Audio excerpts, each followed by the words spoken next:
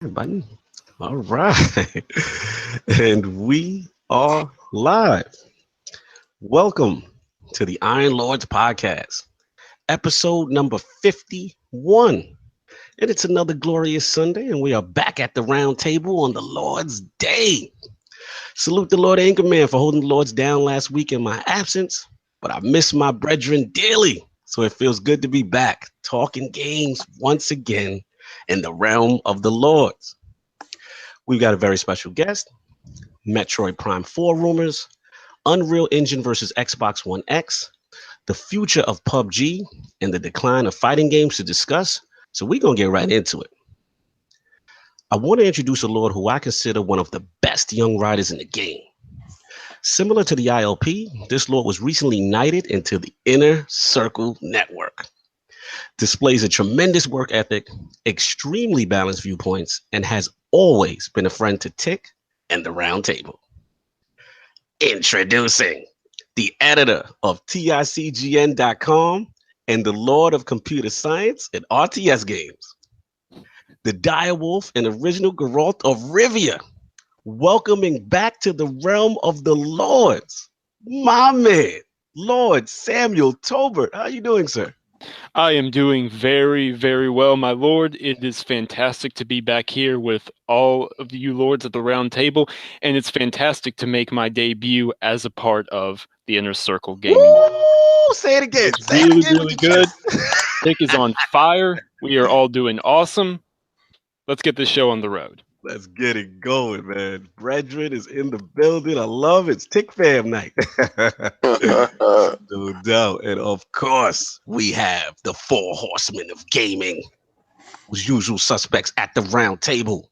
My co-host with the co-most ain't in yet. He should be joining us in progress. But of course, we have the most technical gaming lord, the solo gamer who lives for the single player selfish experience, and also the Lord of Receipts.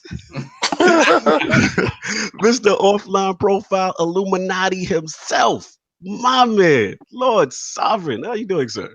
Doing great, man. Doing fantastic. Glad to have everybody back in. Glad to be here with Lord Sam. I wasn't here the first time around, so I have not had the pleasure of being on the podcast with him yet. Using PR. That's right. That's right. Yeah. I wasn't here, so definitely glad to have everybody back. Waiting for Addict to come to the door. No doubt. Good to be back with the Lords. And of course, we have the Excess Gamer. Ooh. The Lord of Combat Sports, who is a man of his convictions, demands nothing less than the premium experience, and is the Tiki Torch Extinguisher. Ooh. Beloved Lord King. How you doing, sir? I'm doing fantastic and bad at the same time. I mean, it's been a great week and it's been a terrible week. I lost two very dear people to me. One is my cousin, Brian Lorenzo Prey. He's 47 years old, too young to pass. And then I lost my binky. Ride or die, with you to the end, but what God removes, God replaces. So, in that whole thing, I bow my head at a moment of silence for them. But God put Fight Night in my soul. Man, let me tell you about Fight Night last night. Well, I have to say this, right? I have to say the uptick, because, people used to tell you stupid stuff. You can't listen to regurgitated crap out of people's mouths, right? Because it's regurgitated crap. When they tell you that the fight game is falling off, when they tell you that boxing is at an all-time low, stop listening to them, man. Do your own thing. Yesterday, we had three powerful fights, right? So, one, we're going to talk about our people on England over abroad. We're going to talk about... Let's go. Yeah, there we go, man. They was in the building. Yeah, Chris Eubank Jr. versus Charles Rose, which is the champion. Now, in my opinion, Chris Eubank Jr. is a star, but he's being managed wrong, because a lot of times you got to cultivate these stars and you got to match them properly so they can shine. And then you give them great tests later on once they've built their confidence, once they've built their resume. His father, Chris Eubank is his manager / promoter, and sound sometimes like a Sugar Shane situation. right. And sometimes when the daddy's so close, the daddy might have confidence in the son and don't understand that the son is not ready yet. Well, he put his son in there with the champion, Charles Groves.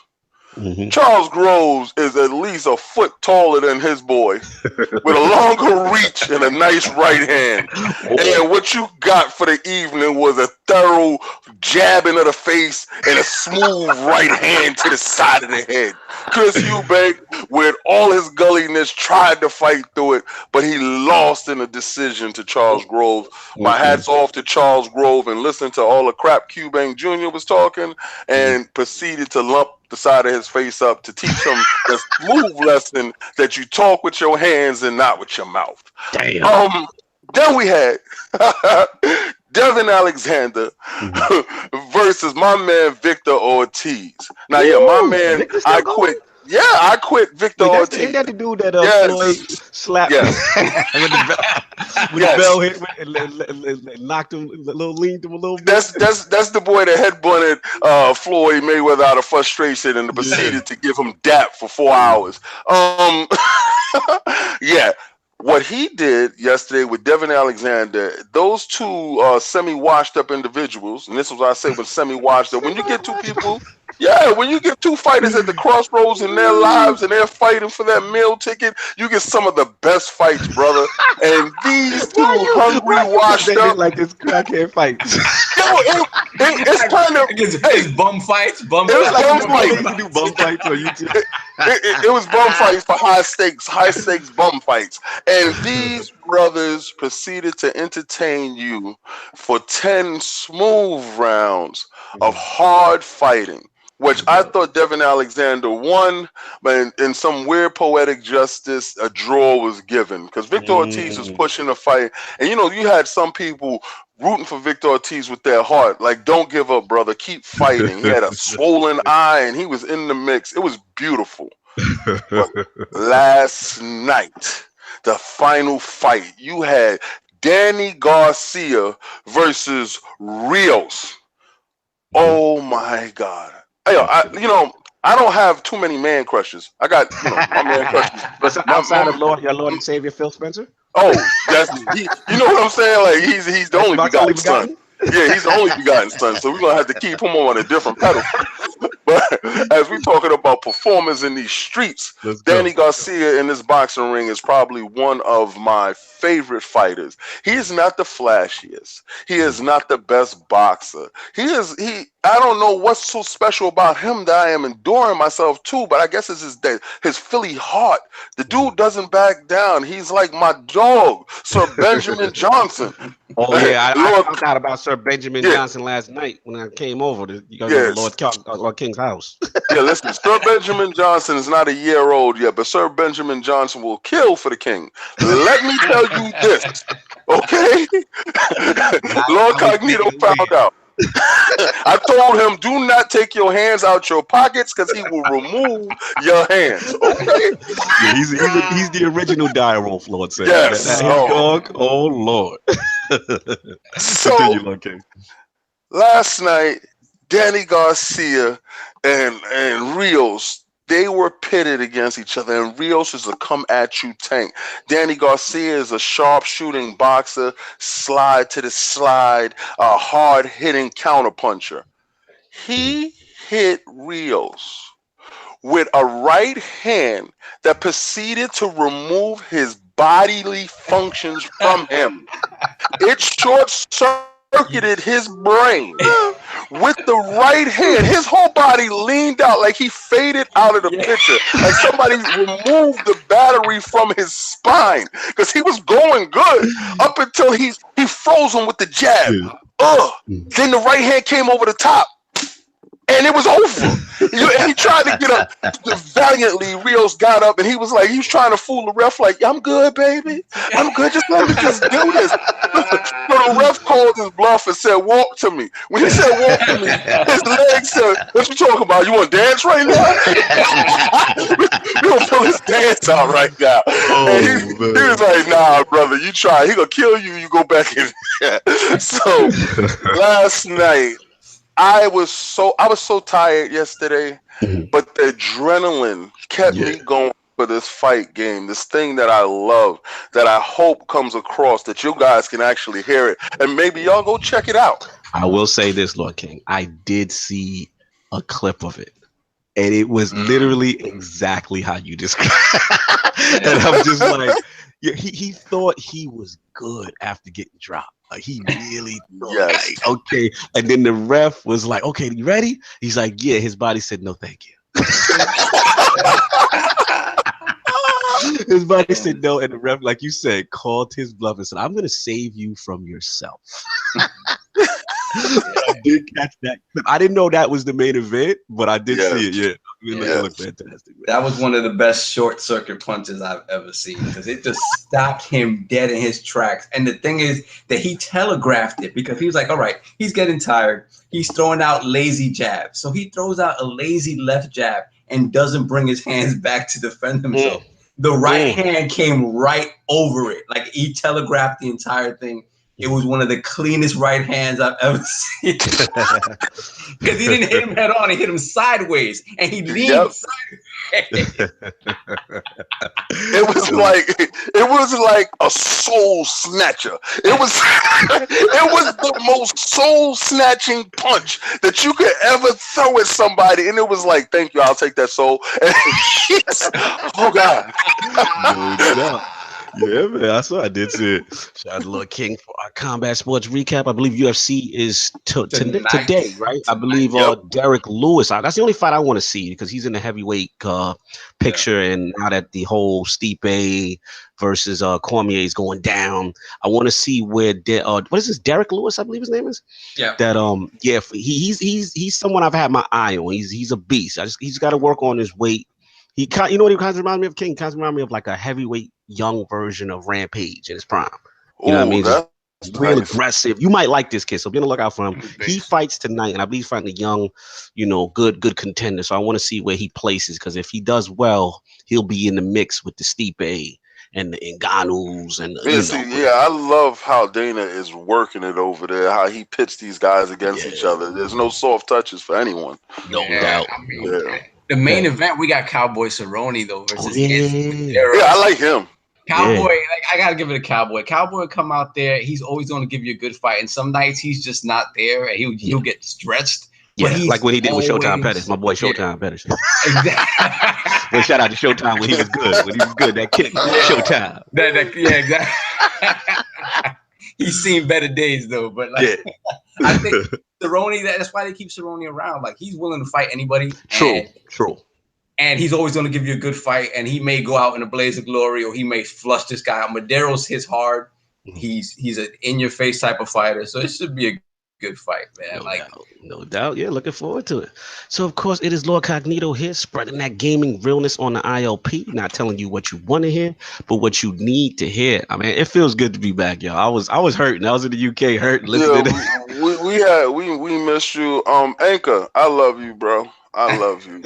I'm not gonna front. Then me and Addict really, we don't pit fight. We share bobos now, so you ain't gonna be having us inside the little cage fight. You thought you was gonna have the little gods of the arena with you too. It wasn't gonna happen. I want to confirm something. It's not been that King. That I've been agreeing with King, he's been agreeing with me. So we got to confirm that right now. Me agreeing with anyone. Addict is saying he doesn't subscribe to the love. It just happens to happen. It just happens to happen. You know what's funny? And this is how the King brainwashing works, right? It allows somebody to believe that I'm doing the initiation, but technically it's not true. It is this though. A lot of times he's been right. Yeah. And he didn't understand, like, before I would agree with him, because a lot of times that he was right. He just was so cantankerous, and he didn't like how right I was with him. You know, he was like, I'm over here. This is Addict's world, and I'm right over here. But he was able to allow me to share in his Addict's world, so that's why the Love Fest continued. No doubt, no doubt. Shout out to Lord Addict. We got to get that popping for you. My co-host with the co-most, my brother from another mother, and the howl of the young wolf. My man, Lord Addict, how we doing, sir? Pretty good. I just got off work. Yeah. Back in the building. Did you get a chance to see any Wakanda action yet? Shout out to my boy in the chat who said Wakanda forever. I believe it was Show on W. Did you get a chance to see it yet? Or you're gonna try to see it soon? I'm gonna try to see it this weekend. No doubt, my man. You gotta see it, guys. And we also have to chastise Lord Anchor. I put a tweet out. You know, he did a top 15 of I believe his greatest MCU films. And unfortunately, he had the nerve to have The Winter Soldier at number 9. So effective immediately, Lords of the Multiverse Tick podcast. Wait, hold on, guy. Let me finish. Yeah, I know, man. You're gonna go in. He was going in on me yesterday. We effectively would like to remove Anchorman from the multiverse due to his impaired judgment. He must. I was gonna say he must have been under duress in his situation when he typed. Hey, Lord that. Sam, I have a feeling I want you to go over there. I think you'd be more reasonable. Yeah, Lord Sam, we have to make a petition. Someone with a balanced perspective and viewpoint, because we really have to save Anchorman from himself. He's due to call me sooner or later today. We got some business stuff to discuss, so don't you worry. I'll be reminding him. Don't be putting nonsense out like that. Winter Soldier at number 9. Lord King, I know you want to chime in real quick. Yeah, I got it. First of all, I gotta say this. I gotta say Black Panther is the greatest movie I've ever seen in my life. All right, now how it may affect other people's, that's their business. Yeah. My love and my feeling for my people is so overwhelming to me. As I sat in the movie, I openly wept throughout the whole movie, to be honest with you. Powerful. I've only cried in one movie in my whole life, and that was Lion King. And don't lie, that's the Notebook. No. You know, and I'm gonna say this. I'm gonna say that it's not King is sci-fi movie. No, nigga. I watched the Notebook. It's not that situation. But this movie affected me in a manner that I didn't expect. Yes. It's a movie that stands on its own without any superhero. It's a movie that has superhero elements. It's not a superhero movie. You're right. Yeah. It's on its own. Man. Shout out to Lord Chicken Spaghetti. First time in the chat, he said blasphemous. Stephen A. Smith, but that's right. We got to all band together. We got to sign this petition to save Anchorman from himself.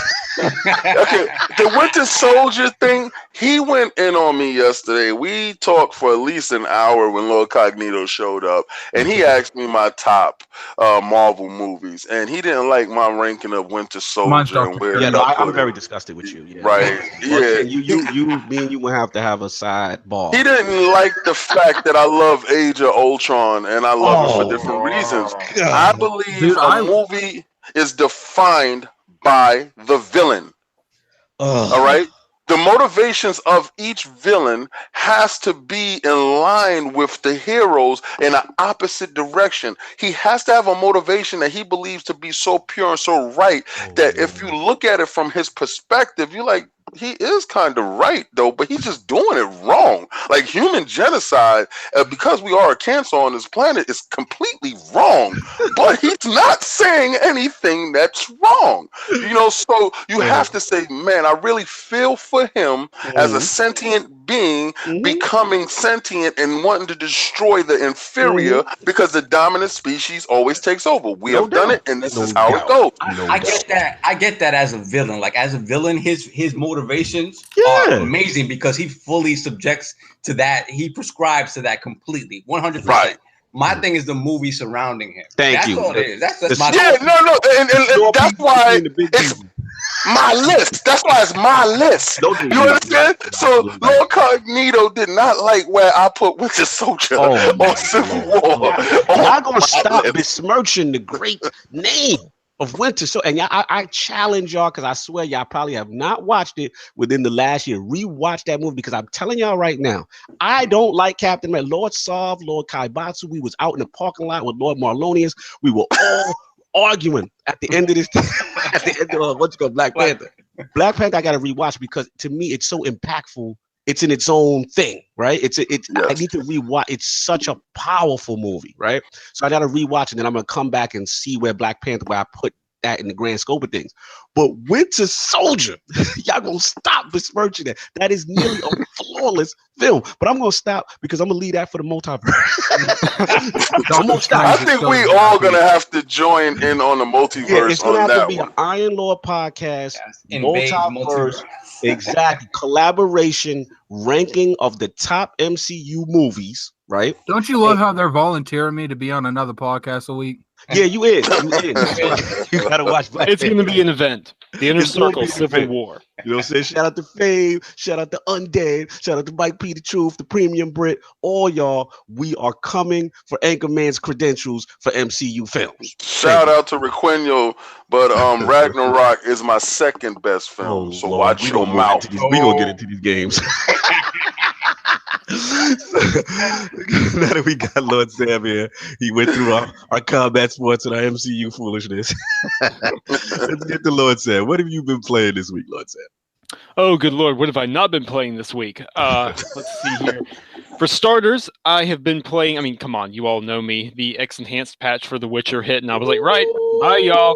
So I've been taking my time, enjoying that. I'm in no rush whatsoever to complete this playthrough. It's just like, you know, a little bit here, a little bit there, enjoying that 60 frames, enjoying the higher res, the HDR. It's all such good stuff.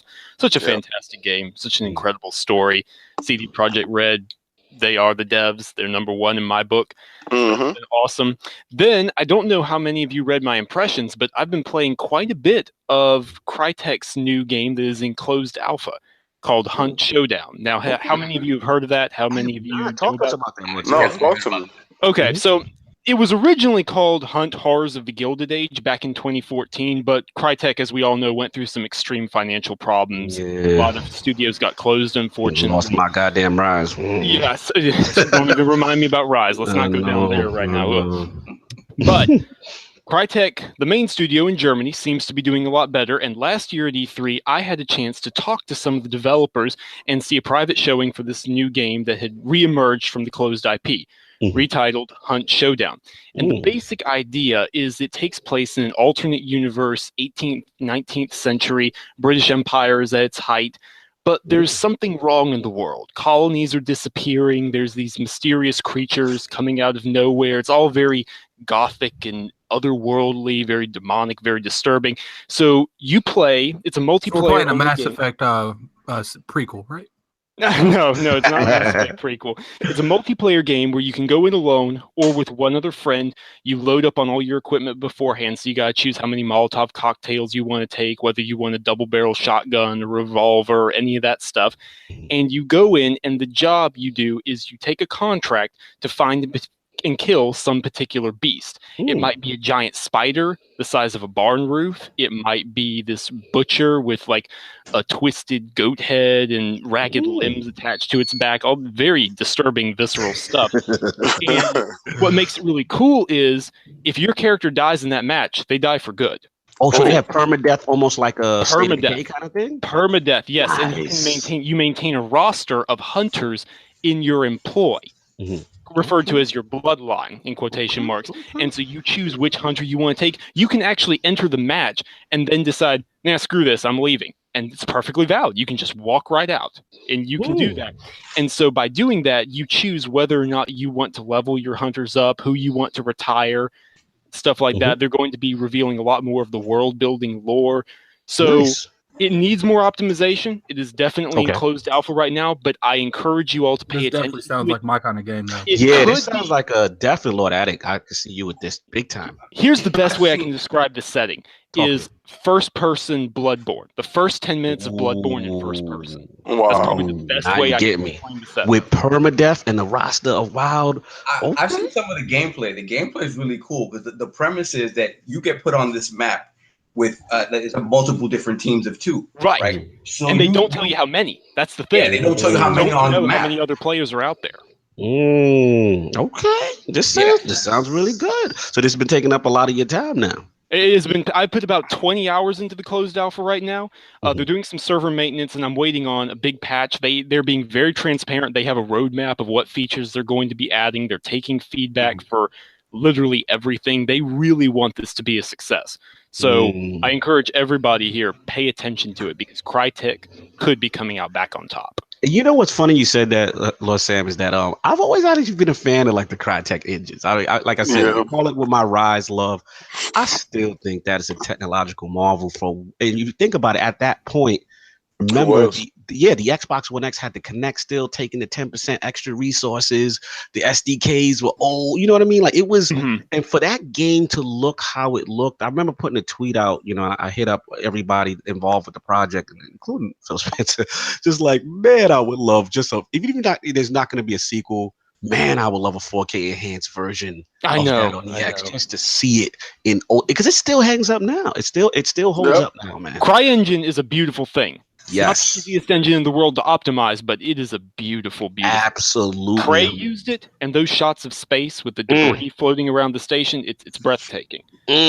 Absolutely. Too bad it was wrapped around a garbage game, but don't you get me started, King.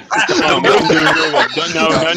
Let's say I'm gonna come for you. Don't you start. Don't you do it. You know, I'm gonna say this because I'm still playing through the game now, and it's a labor, but it's a labor of love in the sense that I played the first Prey and I loved it. And I'm trying to wrap myself around the game and the dramatic change in the direction and where we're going with these little dark monsters. It just felt like it was lazy when they came up with the monsters. But I'm going to keep playing because the premise of them turning into things in like ordinary things like that chandelier, it's a monster. That thing is kind of cool. So besides the monster stuff, though, you like the immersive sim aspect of it, like the always X, like that's always to me that's the coolest part of it. Yeah, I can touch everything. Me touching everything. Now, shout out to Lord Chris Colbert and Elite in the chat. He said, "Have our guys heard of Hunt? It's on PC. Watched it last night. It's a mix of PUBG with boss fights. Yeah, Red Dead and Evil Within. I've never seen it. Lord Undead, what's going on? Lord Burke, what's going on, man? Yeah, we had to come for your boy, Lord Anchorman, man. We want a multiverse collaboration. We're gonna talk about those MCU films, man. Good to see you Undead in the chat. So, Lord Addict, what have you been playing this week? I know you've been working, but what have you been playing? What have you been sneaking in? I kind of slowed down on Monster Hunter. Really? Yeah, I put like 80 hours into it, so I think only 80. Only 80, jeez. No doubt. Man, I can't help it. Okay, it was a good game. Well, I'm not you heard him use that word was. Just kind of burnt out, or just kind of like actually started touching something else. There are stuff I can do afterwards. They're called Tempest fights, but it's like I don't really feel comfortable with like fighting stronger versions of the shit I'm fighting now. So you kind of feel it's getting. I'm like, and then Kitsune brought up the fact that I didn't play any of the big releases he bought last year, like Evil Within 2. So I was like, okay, that's fair. I'll go back and play them. No doubt. Now I heard due to the Twitter universe that you had the Howl of the Young Wolf had to go out on your PlayStation selection. It looks like you had picked up some used PS4 games. I believe there were 3 of them, and looks like people were upset with your choice of Until Dawn being your favorite. I believe something to that effect. What's going on with that? Something happened. I can't really go into much of that. If you want my, I will address these people on Planet Xbox because this is a PG-rated show. Okay, that's true. For the children. We're doing it for the children. I can't go into what I want to say, but I will say I'm not happy with some certain individuals on YouTube right now. But you're gonna have to go into the Planet Xbox for the real version of that because I can't really go into what I want to say. Xbox dudes in the chat, they said The Last of Us, and they don't want to hear anything more from you. Hold on, wait, what games did you pick up? Last. Here we go. Here we go. I picked up The Last of Us, Ratchet and Clank, and The Order 1886. Okay. What happened? What did you People ain't happy that I'm playing The Order over the Last of Us. But in your defense, explain to the people your logic as to why you picked The Order first. Because it's 8 hours versus like 12. Exactly. Okay. Makes sense. You want to blaze that out, and then you can get to what you need to get to. So they're just mad at your order? At the order? That's all they're mad at? They're mad that They're mad that I'm saying that as of right now, with my PlayStation games of like 3. I played Final Fantasy 7, I played 10, and I played Bloodborne, which I'm sorry, everyone in the chat, Bloodborne kind of trash. Oh, Chris Coleman's coming for you. Lord Sam's about to remove. Yo, Lord Sam, we have to talk about it. The debate is so strong right now. I'll let that one stand. You warned them I was coming, Lord Cognito, so just throwing the lures out left and right. There's a lot of besmirching going on. I want to state something. This is my house, you would guess.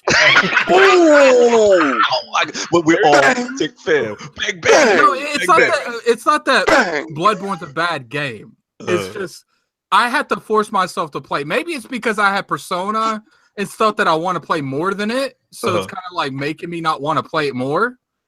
But like I literally had to force myself to play that game. Okay, fair. That is your opinion. This is your assessment. We will let that rock. Shout out to the Lords of the Planet Xbox. I know they will be coming for your neck when they see you in that chat. I mean, it's whatever. They'll come for my neck all they want in the chat. They won't say it to my face. Lord Soft, what have you been playing this week? So this week, let me see. I finished Shadow of the Colossus again. Yeah. I heard that vehement argument between you and King. I heard that HDR battle. It wasn't an argument. It was just a disagreement. That's it. We've been disagreeing for forever. We'll disagree to the day we die at certain times. But yeah, I finally finished it. Got through the Colossi. Yeah, it's just a beautiful game and the best way to play that game, definitely. So if you haven't played it, play that game. Let me see what else. So they did have 3 tries at it to make it the best game. I give them that. And I'm sure in 10 years we'll probably see another remake of it. And I'm pretty sure it'll be live action with real people next. Yeah, by that time, absolutely. So what else? I played Celeste. That game is devious, man. That game is devious. To me, in terms of platforming this year, it's gonna be hard to beat. I need something really hard to beat. What'd you say, Lord Addict? What'd you say? I heard Celeste rumbling. What'd you say? I apologize. I thought I was muted. Oh, okay, sorry. Okay. You can mumble under your breath again. Lord, and then Bayonetta 2. Picked that up for the Switch, man. Oh, I missed it on the Wii U. I had fallen off my Wii U by the time it came out. Yeah, I got it for the Wii U. See it on the Switch, it runs beautifully, especially in handheld mode. It's still kind of, once you dock it, it's 720p across the board. So once you dock it, even with TVs that do good upscaling, it's still a little muddy, not pretty. Little muddy. I'd rather it handheld, but it's a beautiful game to have on the go. No doubt. Shout out to Lord Brap in the chat. Good to see you, baby. That's what's up. What's up? Lord King, what have you been playing? I've been playing nothing but PUBG. Nothing but PUBG. Yo, my PUBG wolves, let me hear you howl, baby. They all in this chat right now. I'm going to tell you, the team is so thorough that they hit me up on social media like it was good with them guns. Yeah, I see you and Brap going at it. Shout out to Monkey Punch. I see all y'all getting listen, the whole squad is here. You got Singer, you got Brap, you got Monkey Punch. Word. That's my dude. Everybody, I have such a legion. Team is crazy. We have 4 or 5 groups running inside the chat. But the best feeling was yesterday. Shout out to Spineless Sinister, who was with me. We floated down, and as we're landing, we see one dude. I said, Sinister, let's get him. He's like, let's go. So we land. I'm duffing dude out. Dude runs in the house. He goes, he grabs a gun over the table. So I try to grab the bullets, but he grabbed the bullets. I'm like, yo, so what? I'm hitting it. He shot me twice in the stomach. Sinister runs in the house. He shoots Sinister. Sinister says, I'm 1 shot away. I said, I'm 1 shot away too. Let's just duff him out. Yeah. So I chase the dude up the steps, and I'm hitting him in the face. He runs and grabs a crowbar. At that moment in time, I turn around and said, where's Sinister? Sinister left me fighting dude by myself. So I looked at the window and I dove out the window. Boom! I run down the block. I run down the bar. Dude's he loaded his gun. He's shooting at me. I'm hopping. I'm jumping. I'm running. I ran inside the house. I grabbed some bandages. I rolled myself up. I'm like, Sinister, how the hell you left me? I was one shot away. He's a whole town away from me.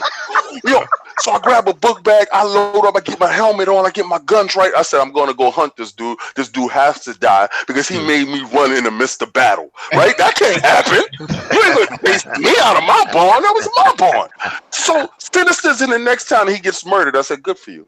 Good for you. Because you left me in the middle of a jumping. No. Yes. Sinister, that Lord turned tail. Yes, the merc. The merc with the mouth left me in the middle of a battle. And the king actually went back and took care of his business. That's right. That's right. Yeah. Yo, shout out to the PUBG, I can't stop. Crew. I can't I stop. see y'all getting it in. Shout out to Lord Sam. Aren't you and Anchorman and these guys? Don't you guys get that? You got your little PUBG multiverse slash squad going? We do. Me, Anchor, Undead, Mike every now and again. Oh, we get it on. We do well. We rack up some chicken. Yeah, I see it, man. I shout out my first chicken dinner. As much as I've besmirched Anchorman's name on the show today, Anchorman was part of that team. It was Anchorman Sin, who did run on certain parts. Anchorman was part of the team, but Sin and John did all the work. Yeah, man. I see. I still, you know what, Lord Addict, man, you ain't gonna get a chance to rock yet. So that's gonna be interesting. We got to do that. I think. Who else? Boy Jansen. Who's your squad? You usually run with Jansen and who else? I don't play PUBG right now. But when you did. Who did you run with? You remember? It was usually Sinister, John, and John. Shout out to Big Bad John. Oh, shout out to Whiskey and Monkey. Remember we had a good one, Lord King?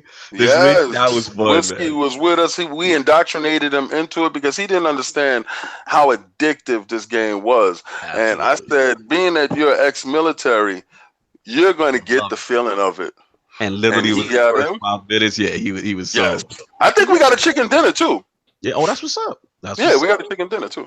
Yeah, man. So for me, it's like I said, I was away, but when I came back, I dove into a little bit of Crimson Days and Destiny. Shout out to my man Lord Ebontis and Forget Amnesia. We did a flashpoint talking about all the changes. It was a big article that Doc Amnesia put out. Please check that out if you guys got a chance. It's on the Iron Lord Podcast YouTube channel, flashpoint number 4. So we were talking about all the changes. He actually went pretty viral, man, in Destiny Legary, and a lot of the Destiny community gave us a shout for that passionate article that was written. So I did that. I obviously played PUBG with the crew, you know what I mean? And finally, you got to give me a round of applause, y'all. I have finished This Is the Police for the Switch. What? 3 months. That game is long, but man, did I love it. Oh, man, such a crazy ride. Was it worth it? You know what? It was. It was, because what it built to, I didn't see coming without, giving out spoilers. There's just something that is very dramatic that you have to make kind of like a Mass Effect style decision towards the end. And then based on what you choose, you got some different outcomes and stuff like that. So apparently there's like levels of endings and, that whole bit of trend. Now, I will say, just like Mass Effect, I don't know if the actual ending itself was worth it. But what it led up to was fantastic. I am looking forward to THQ Nordics Part 2. I have a shout out to do.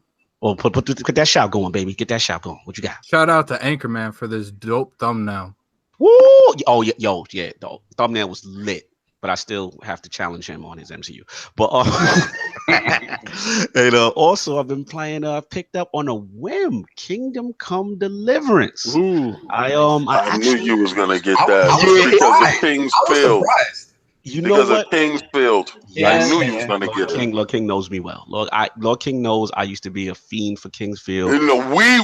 We found that game in the dark. Me and him, I remember how we did it. We chipped in. He chipped in half. I chipped in half. So we sat in the dark and we played this game. And it was a first person. It was, I guess it felt like the first Skyrim to us. Yes, it was like our first open world Skyrim where there's no direction, nothing really telling you what to do. And you can go anywhere you want to go, And we were picking up things and we saw skeletons and we were like, oh my God, it's amazing. That was my first one.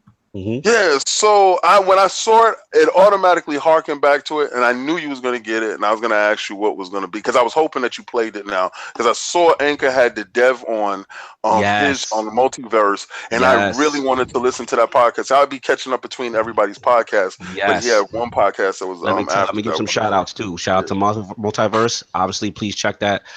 Shout out to Short Pause Gaming, my boy Lord Dude. We're gonna get him on soon. He had a great interview, I believe, with the community manager as well. They asked some real good questions about it.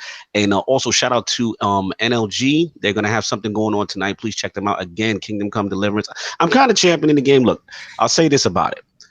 It is so ambitious. It's like a realistic Skyrim. You're talking about open world, but you're talking about you got to eat, you got to sleep, you can get drunk, you can overeat, you know what I'm saying? It's just so many factors to it. And now I will admit there is some jank. There is some jank. There's some issues. There's some, some bugs. I believe this was, correct me if I'm wrong, Lord Sam, I believe this was initially like a Kickstarter crowdfunded game for years, right? For many years, yes. I believe began back in 2013. I'll have to look that up to verify, but I've been following it for some time. I remember back, the Kickstarter was announced years ago. It's been in development for a long time. Very ambitious. Very ambitious. It's really ambitious. And the combat, like I said, it's going to take a while to get used to. It kind of reminds me, in shout out to Lord Piccolo, short pause. It kind of reminds me of a Bushido Blade style. Lord Piccolo. We going to have him. We will never leave you behind, Piccolo. John told me that it's very one of those games where if you don't think you can take him, you can't take him. Yeah, man. It's you can also fight multiple people at once, which is what I like. You know what I'm saying? Because in the beginning is a scene, and it's like you and your little cohort friends, and you're up to mischievous stuff because they're trying to like guide you in the beginning. You can only do certain things, and they're like, "Yeah, let's go ransack and do some mischievous stuff to some person's house," and then it's like the dudes come and see you ransacking the house, and it's like it's your crew of three and their crew, and it's like, let's get it on.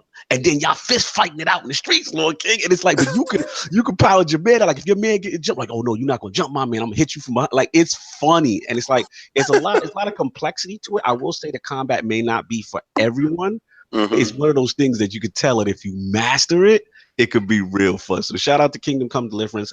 Xbox One X, I believe, is the best version. Digital Foundry just did something, I think 1400p. The rest are like 1080p on our stuff. The smoothest textures. We're still waiting for that day one patch to get the jank out because there's a lot of jank. But Kingdom Come, and also I want to give one last shout out to Lord Dealer and the RDX crew, because if it wasn't for Dealer, who actually was the first person I seen tweet about the game, I wouldn't have known about it, and that's what kind of led me into it. And of course, we're the Iron Lord podcast, so it's Lords in this. Come on, you already know. No, so we're gonna get into these topics. You know what I'm saying? And but first, I got apologies last week for the poll not going up. As you guys know, I was in London. It was a garbage poll anyway. Like that. But the Lords of London internet were not cooperating for me to do anything or view anything from YouTube, so I could not put the poll. But we're gonna have a new poll cooking up, this week at the end of the show. So stay tuned. So we're gonna get into these topics. So actually, I'm gonna start off in place for Lord Addict because I know he jumped in late. But some announcements going on. We got the 1440p announcement for, I believe, Xbox One X and all that other stuff. But I actually want to start off with Metroid Prime. You know what I'm saying? Metroid Prime 4 rumors are abound. So first off, we know that we did hear that obviously that Namco whatever. I always pronounce it. But Bandai Namco, excuse me. That we heard that they were announced that they will be working with Metroid Prime 4, and that was the first kind of hint we heard about it. But then some new stuff came out, and it seemed to be confirmed by Eurogamer. It looks like they're updated their post confirming it, the development by Namco, but then they said that the studio was going to be moved from Singapore to Japan's studio. And then shout out to Doc Trey, the YouTuber Doc Trey, I believe Lord Addict knows him as well, that he actually started doing some LinkedIn digging, and it looks like they're definitely going to have like a senior online programmer. And this programmer is also the lead online programmer for Ace Combat 7. So there's some suspicions now going on that Metroid Prime 4 is going to have an online component. Yes. So I want to bring this to the Lords. Obviously, we heard about the Namco thing. We heard about also in this whole LinkedIn digging, we heard about Ridge Racer 8 being exclusive to Switch because he's also supposedly working on that. So I want to bring this to the Lords. We'll start off with Lord Sam first. What do you think about all of this? What do you think about Metroid Prime 4 possibly having an online component for the Switch? Okay, so Metroid Prime 4 having an online component, it makes perfect sense. I think it's very realistic, and honestly, it lends those rumors even more credence. Here's why. Nintendo recently, a few weeks back, I think it was about a month and a half, reiterated that their plan, their strategy moving forward was to adopt games as a service. Even Nintendo is recognizing that games need to have more replayability. They need to have more content. They need to support fewer games for a longer period of time. So adding in an online support for Metroid Prime 4 while their online service is supposed to launch this year as well, it makes perfect sense. You get more people playing, people who would have enjoyed what is obviously going to be a fantastic campaign just a couple of times. Now they have a reason to continue playing. They can pressure their friends like, hey, come on, we can play this together. This is going to be awesome. It makes perfect sense. It fits with their strategy, and it fits with the current climate of gaming as a whole. Facts, Absolutely. Lord Addict, what do you I don't know how your feelings are on Metroid series. I never got a chance to talk to you. How do you feel about the Metroid series and Prime 4 being announced? Yeah. Into Lord Sleep again. No, what? Sorry, I was muted. I thought Lord Sleep returned. No, I'm here. Okay. Metroid Prime 4. I never asked you like how you felt about like the Metroid series in general, and like not when you heard about the announcement for 4, and now there's possibility of an online component in Metroid Prime. So, what do you feel about all this?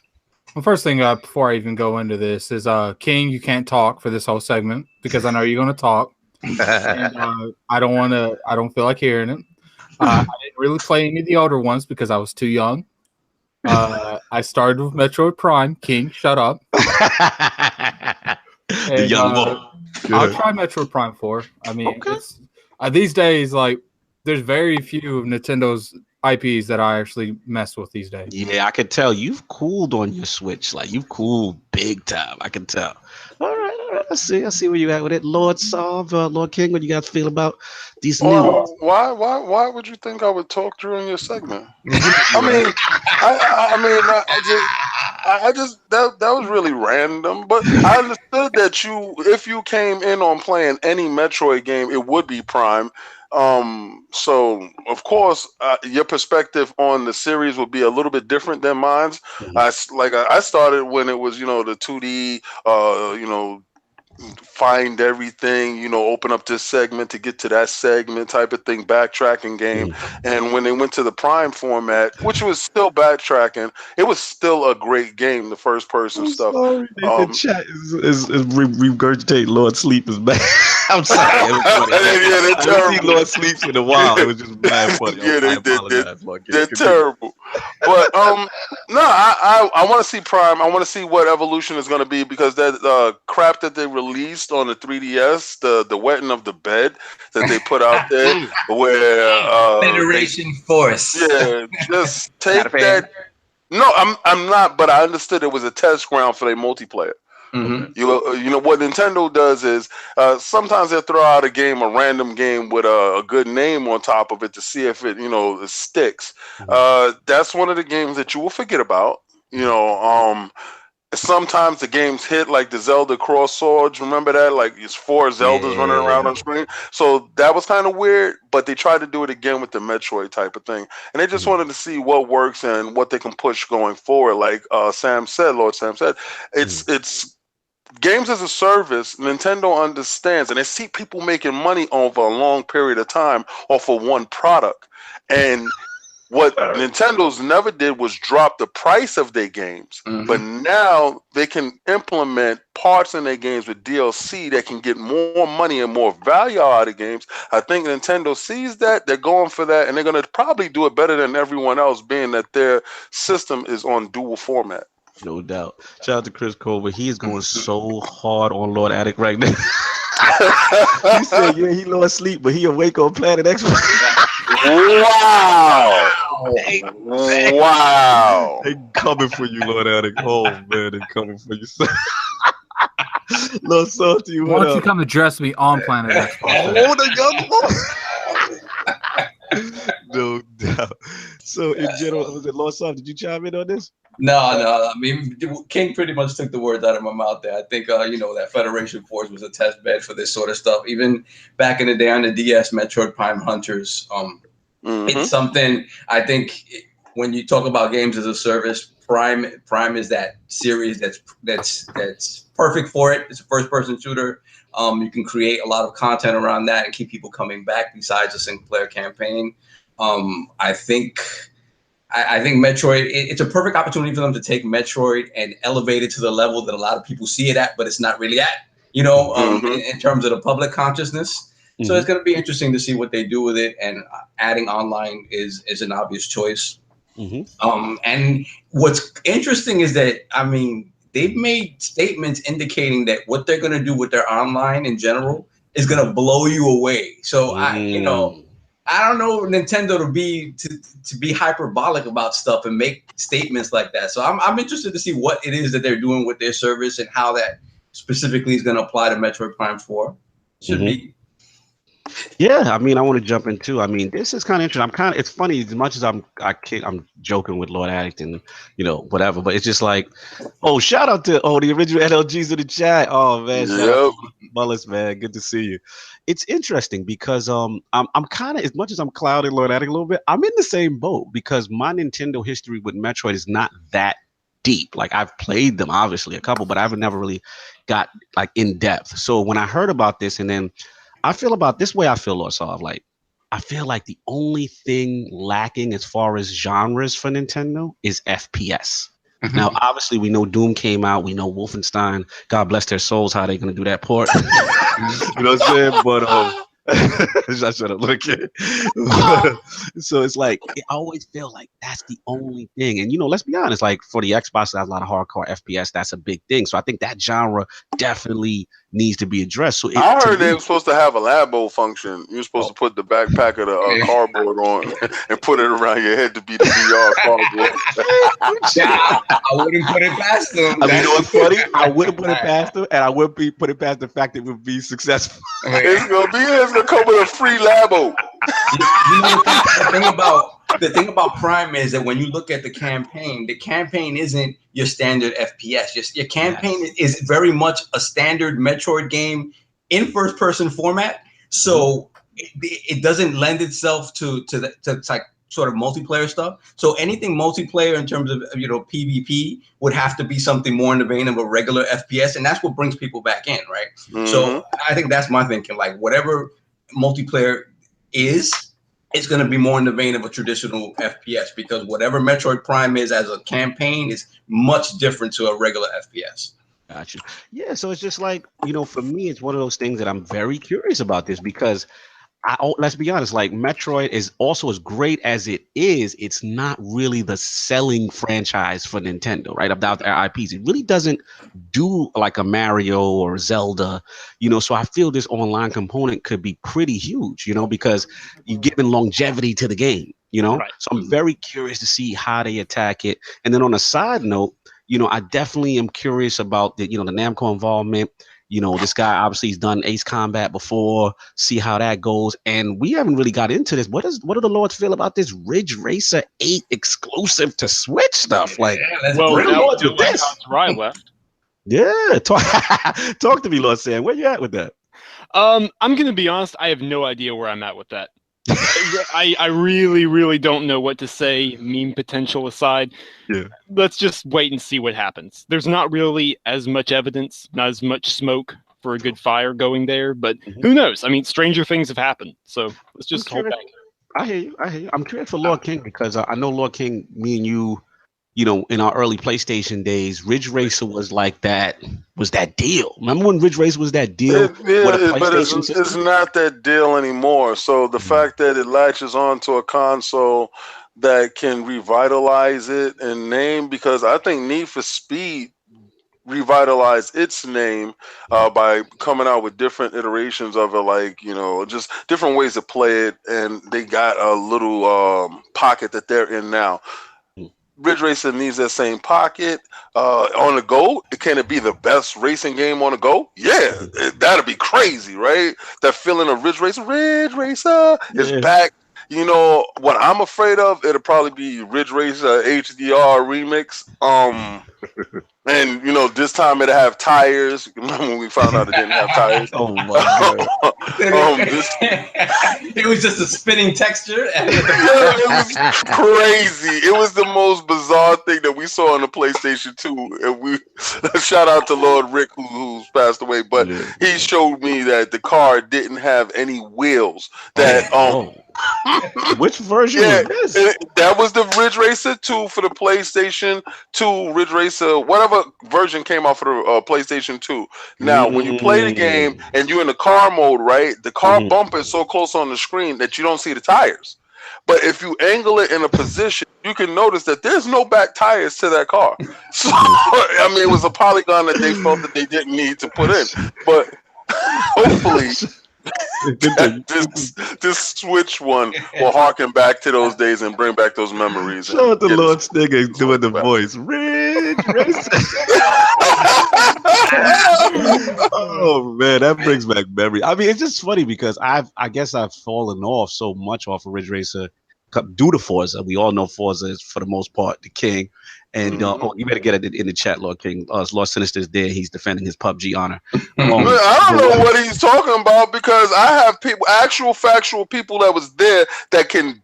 Singer could sit there and defend me himself. Singer heard the whole thing. Singer was in the party with us. Singer was there when me and Sinister landed together. We landed together, and he tucked tail, turned yellow belly, and ran on the king, man. We was duffing one person out. It wasn't like we were in a battle of four. It was us two against four. No, man. It was a jumping. We were jumping someone. He got punched in the mouth and shot in the belly and said, "I'm out of here, king. Do it yourself." Oh, no, man. The king had to really G.I. Joe the moment. Get you on the show soon to defend yourself because when you do have a history of jumping ahead of people. Leave him alone. He can't defend that. I had to dive out a window and go get my life together while he got murdered. So that's it. Back to Ridge Racer. What I was gonna say was that the only thing is like I remember when it used to be Lord Soft like a graphical showcase title. It like was. when a PlayStation came out, when the Vita came out, Ridge Racer was the title you put on. You were like, yes, this is graphical good. It was arcade style. It had the drifts, but it was always that graphical kind of goodness. You know, it was one of the first games that was improved upon the arcade board with the PS1. It was better at home, and it was the showpiece. Apart from like Toshinden, it was the showpiece, but for the PS1. I mean, to kind of echo what King said, I had mentioned this to you before, Cognito, that it's like, to me, the Switch is the perfect test bed for dormant franchises to make a comeback. And Ridge Racer is perfect for that. I mean, for any third-party developer, right, that doesn't, whose current slate will not be able to fit on the Switch, well, you know, for power reasons or whatnot, and it has franchises that are dormant, but they know they want to put something onto the Switch and not just make it a port. It's ideal for these franchises that haven't been used for a bunch of years to see where it goes. And Ridge Racer, there was nothing wrong with Ridge Racer apart from the fact that the field became so crowded that there was no place for it. But on the Switch, by itself, why not? No doubt. Yeah, man. I mean, I hear what the Lords are saying. It's going to be interesting to see how it does. Back to Metroid. I'm very excited about this online component. You know, even if they just do like some type of I don't know, what is it, 6v6, 30 frames. I'm good with the 30, as long as it has some deep mechanics and, just to keep that game alive. And I think, like you said, Lord Saul, like keep like game as a service at doing something. I think this is strategic for what you call it specifically, for Metroid specifically, because they have to do something to kind of reinvigorate that from a sales perspective. It needs to sell more, you know what I mean? That kind of thing. So yeah, man, that's what I got on Metroid Prime 4. Anything else for the Lords before we move on? All right. So we're gonna go on to the next topic. We got the Xbox One just made an announcement. I know Tick Podcast actually went into it, so we talk about this briefly. The 1440 support is going to come very soon. It's in the preview program right now, so people with the 1440p monitors can get some love. They don't have to get the down sampling. And then the second thing I wanted to bring to the table was Unreal Engine. There's been some controversy in these streets with Unreal Engine. Exhibit A will be, I believe there's a developer, it goes by the name, Italian developer Milestone. They're coming out with kind of like a rally racing style game. It's called Gravel. And I believe it's coming to all platforms, Xbox One, Xbox One X. And this is using the Unreal Engine. Now, one of the surprising things that the dev made was that they were asked, will HDR support, be on, all the platforms? And he said, yes, it will be supported on PC and PS4 Pro only. So at that point, they were asked again, like, can you explain why HDR won't be available on Microsoft's console? So their answer was that when the dev started, that the Unreal 4 didn't support HDR on the platform yet. And that's the reason behind the absence. So that's Exhibit A. Exhibit B, and shout out to Lord Kaibatsu. We have been on Harada. We've been on his bumper. We've been on his neck about Tekken 7 and when the Xbox One enhance will come. Because as we know, the PS4 Pro does have an enhancement. I believe it gets it up to about 1080p. So correct me if I'm wrong, Lord Sam. I'm not sure, but I don't believe it's 4K on PS4 Pro. No, it's not. Yeah, it's not, right? So so basically Harada, for the first time after radio silence and tweets after tweets about what's going on with Tekken 7, as we all know, it uses the Unreal Engine. And he said basically that it will require a hefty update, due to the new hardware inside the Xbox One X and the way memory is accessed. He said the spec is enough because obviously Tekken 7 is 4K compatible with Steam, but he said again it requires this significant update to the Unreal Engine, and there is no plans for Tekken 7 Xbox One X enhancements on the radar right now. So I want to bring this to the Lords. Obviously, we know about the 1440p stuff, but I really want to also dig in on this Unreal Engine situation and what do we feel about whether it's the dev or whether it's the Xbox One X, about this whole thing with having to optimize games on it. Let's start with Lord Sam, our guest. Okay, so obviously it's not going to be the exact same scenario no matter what it is. The reason Unreal Engine is so incredibly popular, aside from the fact that it's very open source, you can modify a lot, is because, again, the fact that it's so open source. You can modify the bejesus out of that thing. That's why it's so popular, particularly for third-party games and third-person games. Very easy to use engine, very easy to learn how. It's recommended to beginning programmers alongside Unity. You can do some impressive stuff. I'm going to be careful how I say this. I think it's going to come down to effort. Obviously, it depends on what customizations you've made. Like, okay, I don't know the details of what Tekken 7 is doing, what customized code they've gotten there. Maybe that makes certain things more difficult than others. That's just the way it is. But I will say this. Gears of War 4 is on Unreal Engine 4. You stole my point. And the Coalition, now granted, the Coalition are wizards of software and hardware. That is true. They have some of the best, most talented devs on the planet, in my opinion, when it comes to the technology. Gears of War 4, as far as I'm concerned, is the most optimized game on the planet. Runs like a Lord King will agree with you. Xbox One runs incredibly well using the Windows Store. I'm sitting here smiling behind you. That is the rays of Ra beaming behind you. It's a beautiful Sam, moment. You don't know what you just did with that statement based on ILP 50 that went down. That's all I got to say. Continue. So Gears of War 4 got an update that lets it run at well over 1080p, 60 FPS, HDR, and not just any HDR, mind you. It had HDR in the beginning with the S, but incredible high-quality HDR, some of the best implementation in any game. Lord Sam, you got to stop right now because you're really stoking the flame between Lord Saul and Lord King. I implore all the people in the chat, listen to ILP 50 There was a segment between Lord Saul and Lord King versus HDR, and it was Gears of War 4 versus Shadow of the Colossus, and man, it was intense. And Lord Sam is out here stoking the flames. I'm talking about on Lord Xbox. Sam was So I'm not. hanging, No. was hanging out with loud anchors. I don't know. He might have got torn with anchor.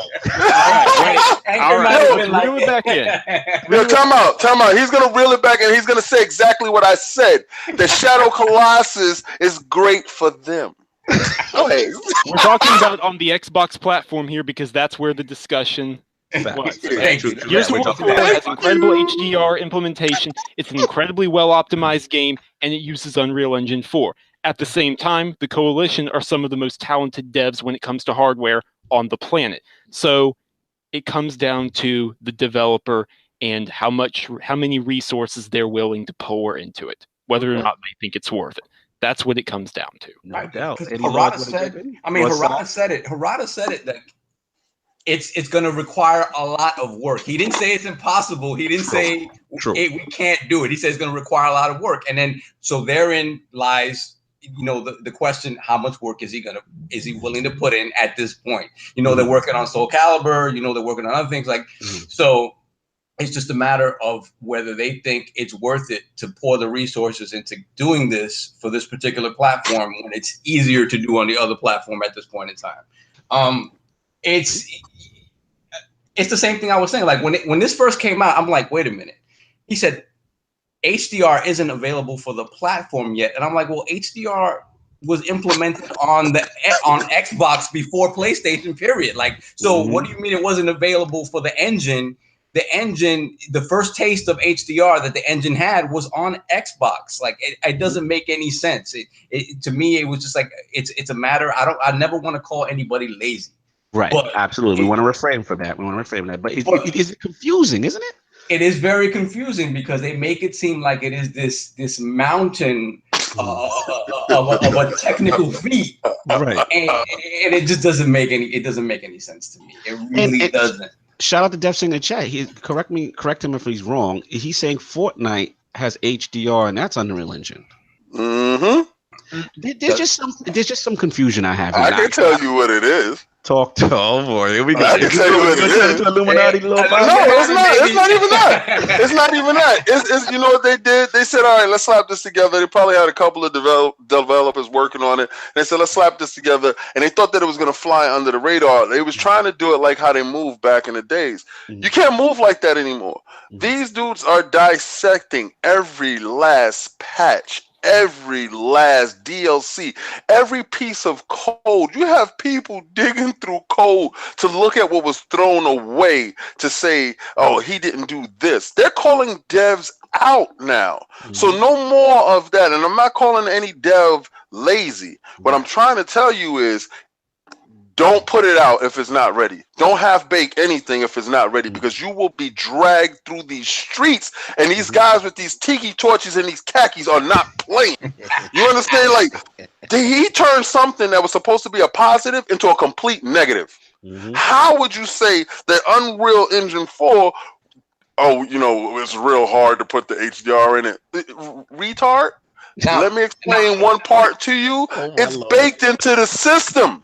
So when you say that and you have other games using Unreal Engine and your game can't, you're looking wrong. You're looking bad. So they shouldn't have baked it. They should have just waited. Now, mind you, Tekken 7 on Xbox One was undercooked from the beginning. It was like 720. It was like 720. It just seemed like the same amount of effort was not put in to get it at least closer up to speed with the PlayStation version. So from the beginning, so at this point, it just seems like and then shout out to Lord Brap, because he sort of echoes what I said, like dev costs. They're looking at it from a business perspective, saying, okay, at this point in the life cycle of the game, right, is it worth it putting this amount of money and resources into it? Who's going to still be playing this game? But here's the thing, Lord Soft. And this is where I slightly disagree, is because we've all seen, since the Xbox One X has jumped out, right? We've all seen that Digital Foundry is the first to jump on these patches. There's almost free publicity to get an Xbox One X patch, and they do these comparison videos, right? To the point where you got, other devs correcting stuff if anything goes wrong and wasn't optimized right. Shout out to EA and Titanfall. I mean, Respawn. Remember when they had a little snafu? You know what I'm saying? At first, so it's just like I just struggle with the whole idea of like, okay, I'm not saying it's not expensive. You may be absolutely right, Lorsaw. Like it could be a dev cost thing, but I just struggled that like by not patching Tekken 7 on Xbox One X, like how does that benefit you? I just don't see it. You know what I mean? As far as like if it was a patch, I could see so much pub coming to it. People, it kind of revitalizes the game. People look like Lord saying, like he's going back to Witcher right now. Oh yeah, that was one of those games. You're right. Exactly. He's going way back. People are digging in the crates on the Xbox One X just to see what a 4K enhancement can be. And my thing is, okay, even if they can't do 4K or 1440p, can we get it to 1080p? I mean, on a PS4 Pro, it's 1080p. Like, can we at least get that? I just feel like, again, I don't want to say lazy. Never want to disrespect the dev, and shout out to the Lord of Computer Science, Lord Salmon here. I will never do that. We're techies, but it just feels odd to me that they look at it like there's wouldn't be a benefit. You can call it out. It's perfectly acceptable to call out the decision as very odd, in particular when there's other contradictory examples out there. Exactly. This is so strange to me. Lord Addict, I know you're not the biggest Tekken guy, but like, where are you at as far as this whole thing? As far as Unreal and, devs, as far as the Namco situation and also this game Gravel, I believe that's supposed to be has HDR on PS4, but not on Xbox. I guess if people want to take pitchforks for them, let them. You have no bearing on this. You can't not. So what if it was a game highlighted about a game, but it's gameplay? I'm tired of that. I understand. But he's not okay. He's coming from a standpoint where he doesn't have 4K and he doesn't have HDR, so it's not in his wheelhouse to say. Even I really when we care were talking about 1080p and I had a 1080p TV, I was still the same way. I'm tired of developers looking about more what a game looks like than what it plays like. No, I understand that about what your priorities, but my question is based on the format of what we've seen so far. We've been seeing like all these titles getting announced that are supposed to be Xbox One X enhanced, right? But for whatever reason, this particular title, when we've seen other examples when, games have been, upgraded, even on PS4 Pro, you don't have any issue on that. You have any stance on that? I really don't care. Fair enough. Yeah. Shout out to Brap in the chat. He's like, yeah, guys, remember it's a small group of gamers going back to patch games. So he's just saying from a resource standpoint, he's saying that might be a factor. Any other lords want to jump in before we move on? All right, everyone's good. All right. So that's what I had on that. And actually, we didn't really talk about what the lords felt about the 1440p monitor functionality added for Xbox One X is in preview program right now. Anything that they add to give other options, give you more options to any game, I love it. I'm down with it. If more resolution modes is available to help whoever has what to get the best out of their game and their television setup and their audio setup, yes, I'm down with all of that. Absolutely. Yeah. All right, we are going to move on. Lord King, you've been out here in these PUBG streets. What's going on? All right, so PUBG is doing record numbers, and everybody's playing this game in droves. You have teams, everybody's getting on this game. So, and it's in the preview program, and constantly what I receive from people talking to me and tweeting and getting at me, did they patch it up? Did they do this? Did this happen to it? Because maybe they got on the game and they didn't like it was herky jerky in the beginning. Maybe they got on the game and they didn't like the resolution in the beginning. But the game has been constantly evolving week to week with updates like regularly. that's fixing and enhancing the gameplay. They're changing stuff around because they listen to what's working and what's not working. Remember, it's coming from a PC space to a console space. So in doing so, you have to change other things around, tweak other things, because the gameplay is completely different when you're playing against PC and console. Now, my thing is, being that if games are in the preview program, should they have a higher level of transparency to show a roadmap going forward, so the investors and people that are investing in the game can have confidence in the game, that the game is going to move forward at a timely fashion, like different checkpoints. This time we will be here. At this time we should be here. And if they are not at that point, should they be held to a different standard? Because some games go into development and they don't have to go under the scrutiny. But if you put your game out and you're asking for money for your game while it's being developed, shouldn't you be held to a higher standard and a higher level of transparency going forward? Lord Sam, what do you feel, I guess? Lord Sam disappeared on us. He's muted. All right. Any other Lord Sam is the new Lord of Sleep. We have moved the title. Lord Sam, you want to jump in? Yeah, definitely. I think any game in a preview program should have a roadmap for people who buy into the game at an early stage, and they should give them an indication of where they want to take the game. Now, in terms of giving them concrete points that they're going to be at specific time frames, I think that's a little tougher. I mean, when you talk about resources and how they use those resources as the money comes in, and team size, stuff like that, as it fluctuates, it's not an easy thing to set goalposts and say we're going to be here at this time, because chances are they're going to disappoint people with that. But I do think a general roadmap for where they want to take the game does wonders to keep people invested in your vision for the game, and be willing to, have a willingness to keep giving you money. Because when you look at something like Ark, right, when Ark it initially came out, it had a roadmap for where it was going initially, and then when they announced that they were charging, they had DLC and they wanted you to pay for that in addition to that, right?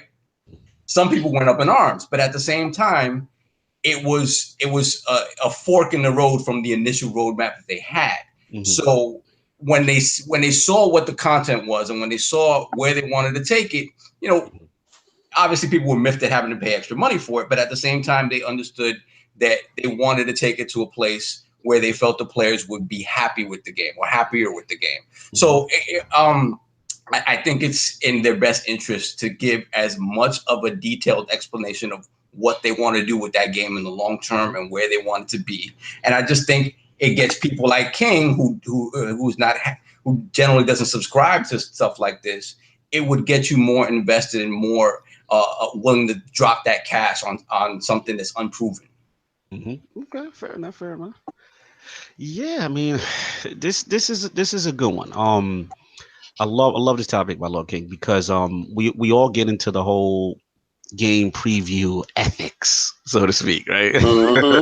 And we're paying for a price for a game that's in preview, but at the same time, what obligation does the dev have to the community to let them know? And I think I'm of the mindset right now where it's like, I feel they kind of have to do, if you're not going to do a roadmap, kind of like shout out to Bungie now, who's finally kind of really implementing that we kind of seeing, okay, this date we're getting this date we're getting that. I think even like a developer blog or on your Twitter feed with the community, you kind of got to keep them up to breast. As I think this is like the community manager's job. Like, he has to get out in front, really say what's going on with this preview program.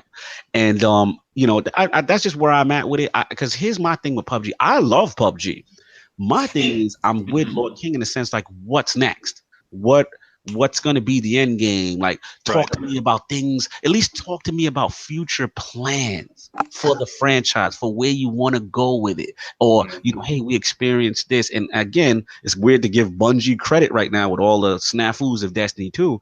But, when I've been doing these flashpoints with Lordy Bontis is that this is what they're finally doing. This is what we've been wanting for the longest. Tell us what we're getting, at least if you can't give us a hard and fast commitment date, at least tell us, okay, this is, spring of what we're looking to add this. This is when we're hoping to reach these deadlines or guidelines and stuff like that. So that's what I got. What do the rest of the Lords feel about this? No, I agree. I mean, even, again, the game I talked about much earlier, Hunt Showdown, which is in a closed testing alpha, it's years away from being completely finished. They still have a roadmap of the features, types of weapons, and all the different stuff they're going to be adding. Now, I love PUBG. Okay, I love it. I play multiple games almost every single day if I can. It's fantastic. If you're with a squad, there's really nothing quite like it. It is in preview. It is, yes. That being said, it behooves the devs, especially after the success they've had, but even if they hadn't been successful, to show players what it is they can look forward to. Like, is this it? That's not necessarily a bad thing, but just be honest and tell us, is this it? Is all we're going to get is new maps, new guns, maybe a couple of new vehicles here and there, but it's going to be the same gameplay loop? Or are you going to be doing something crazy? Are you going to have 5 teams of 20? Like a Mad Max setting with dozens of vehicles in an empty desert plain. That would be me. Tell us what you're doing. Give us a basic idea. We're not going to put you on a time constraint. That's the entire point of game preview. That's the entire point, is it removes the time obligation. It does not remove the clarity obligation. Right. Absolutely. Guys, Sam, I see you want to jump in. No, real quickly, just on that, the desert map stuff, as it's been seen, like, people have been sort of leaving PUBG from on the PC side because they're not happy with the desert map. The desert map doesn't have enough cover, things like that. I mean, to the point where people are actually removing the INI files from their install so that they automatically get pushed to the island map and don't get pushed to the desert map. So in a way, the PC is serving as a test bed for Xbox preview of what they're going to do. So again, the clarity in the messaging and the roadmap is essential to let people know where you're taking the game. Obviously, it's a map they put in the game. At some point, it's coming to Xbox, but maybe it comes with some adjustments based on what's being seen on the PC side. Facts. So it's important. Yeah, shout out to Lord Brap in the chat. He just dropped a bomb. He's like, what's the incentive for Bluehole to show us an end game or any of these things when people are still buying the game in game preview? So he's attacking that aspect. What do the Lords think about that? That question answers itself. The fact that people are buying it in droves is the incentive. Yeah, that's the point of game preview. It's a success. Build on that. Be clear. If not, people will move on. Wait a second. Anchor. Time out. I was going in with Requeno talking about the fight, talking about Sean Porter as an athlete. He's not really a boxer, and then he would KO him. That's answering you, Requeno. But Anchor, you sitting here trying to poach my people, bro? You trying to poach my people? Talk about you be swimming in chicken dinners? You have never soloed no chicken dinner. You have. If your team will ever step on a map where my team exists, we will wipe you off the map. There wouldn't be no dinner for you. You will starve for the week. Don't even talk to my squad. Don't even look at my squad. All right, Death alone will take out your squad. I alone will duff you out with my hands and put my guns in my pockets. So you really need to stop talking to my squad. Talk about join me and get off King Team. Stop that stuff. He out there trying to poach. Yeah, poaching my squad. And you know what they said, right? They looking at you like you crazy. You're nuts. I gotta get. Oh my god! I don't know what's going on in these PUBG streets. And I'm gonna tell you this, Anchor, and this is the gauntlet being thrown down all over your podcast. I'm telling you right now, the day they implement that I can pick who I fight against, I'm fighting against your squad, and we're gonna murder y'all wholesale, and we're gonna Twitch stream it. I'm letting you know it now because you said something before, like, "Oh, you the king of predictions that didn't happen." I predict this. We're gonna murder you wholesale, and I'm gonna kill you first. He said you the Killmonger. He said Anchorman is the true king of Wakanda. That's right, and I'm gonna throw you over. You know what? I'm gonna keep my mouth shut because a lot of people didn't see the movie, but you understand how that went. and the movie's gonna go differently if it was me. Oh my God. There's a lot of savagery going on with Anchorman. Poor Anchorman getting it on all sides today. My squad is for real, Brad. Man, basically, let me tell you, man, trust me when I'm telling you this, you don't want none of this smoke. None of it. We might have to do that. Might have to be a mix. Shout out to Requenya. That might have to be something with PUBG, man. Smoke, our smoke is real. You don't want none of it. Oh, Brad. It's in the building.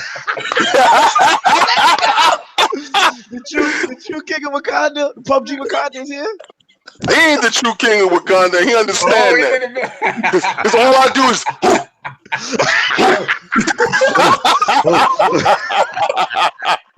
Understand that. What's going on? You fresh off of seeing Black Panther? What's going on? I just got out of the theater. I just got home. My man, that's what's up. I had to let you defend your honor. You've been besmirched throughout this entire podcast, including me. I talked foully. I threw dirt on your name. Oh, who else? Lord King is in here. So we got Black Panther stuff real quick. I know you just saw it. We went. I'm not gonna do spoilers, that kind of thing. And then also you can defend your honor with PUBG. The floor is yours, Lord Anchorman. I have no honor to. I don't have to defend my honor. If you've seen the end of PUBG or not, at the end of Black Panther, you know what happens. Yeah, you came out looking for the parlay, and I'm not giving none. Understand. That's a rewrite. That's a Bryan Singer rewrite. I will rewrite that right there. Yo, I love when Anchorman comes in the chat and everyone says language. He's our show. I think yo, shout out to your relevant native. Oh my God, he's killing me with the. It's so funny whenever the Lord slip up. And we see Anchorman come in and moderate us, then everyone loves it. So everyone when Anchorman comes in, the theme is language. I love it. Yo, Anchor, your overall impressions of the movie, just no spoilers, just your, I know you're going to save it for your show, just a little slight impression, how you felt of it. What it ranks, where's that with you, as far as movies, or just as far as a superhero movie itself? As a superhero movie, it's unique enough. Like the overall structure of the movie itself, it's not like anything particularly new, but it has such a unique spin on how the plot is achieved, and just everything. I walked away thinking like characters I didn't think I would enjoy. Yes, I walked away thinking like, okay, M'Baku. Loved him. Yes, because in the comics he's just some nobody guy, like some like second-rate villain kind of deal, like just to have some like civil tension in Wakanda. But they make his character way more interesting, and they give him a little bit of redemption, and I love that concept. And Daniel Kaluuya again in the most relevant movie of the year, back to back. Yeah, It was excellent. I walked away from it and thinking this is entirely relevant, but it didn't feel dated per se. There were a few little things like, okay, I was rewatching all the Marvel Cinematic Universe movies over the last week and a half. Brad is like spoilers. Don't worry, Brad. He's not gonna say anything. There's not spoilers. No. So I was rewatching a lot of the other ones, and a lot of them feel really dated. Like Iron Man 2 feels really dated. Yeah, already. Not like just in terms of structure and stuff, but this one feels like it's a more prevalent. Like it feels like it requires a second viewing. Yeah, like I think Thor Ragnarok didn't require a second viewing. I agree. There were a lot of the more recent stuff does not require a second viewing per se. But the Winter Soldier requires a second and third viewing. Yeah, those movies did. Yeah, those movies did. Jesus. Disrespecting us. All right. So now you and poaching. What's up? What's up? You think, do you honestly think if I poach anybody off your squad, they won't leave? If they hang with me, listen, and this is a fact. If they hang with me for one day, it's over. They're never going back to you. My squad is not going to leave me. my jokes have is to for realize. real. You gotta really understand. Like my jokes is for real. So they will get. I'm totally different. Like y'all hear me in the podcast, and y'all know this is PG. It's a different ILP King on This Xbox is Live. PG King. When you get in a room and you play with me, add me on Xbox, and I guarantee you, it's a fun fest time. You will not go back to Anchor.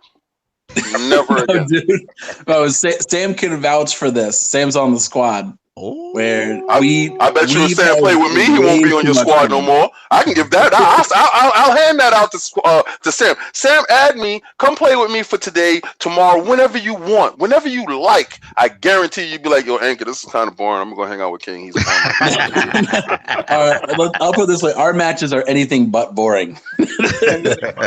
Anchor does speak the truth there. Our matches are not rote, tired. Oh, let's get this over with. No, I want the fun. We bring.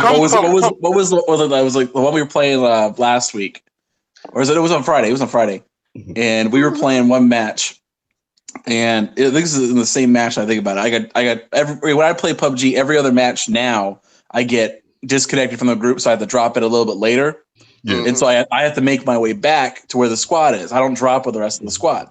And so I normally make it back. I think I've maybe died twice out of the 100 drops or so, where I don't make it back to the squad. But this last time we were playing, I think we dropped your power Bare plant. Feet Gang. That's me. Yes. Yeah, Bare Feet Gang. Shout out. That's us. But we ended up doing it, and what was we? I picked up a Jeep, but I didn't have any weapons, and so Sam. You know this sounds boring, right? I gave a story that was super exciting, and you're just telling me about a Jeep and you wandering back to a nation. No, I'm getting to it. Let's get to it. So the deal is we're coming back, and so I'm bringing the Jeep over to pick them up, and we're inside the city, and it's real close, real dense, and I can't really maneuver the Jeep around too much. And so I just picked up Undead, and I was about to pick up Sam, I think.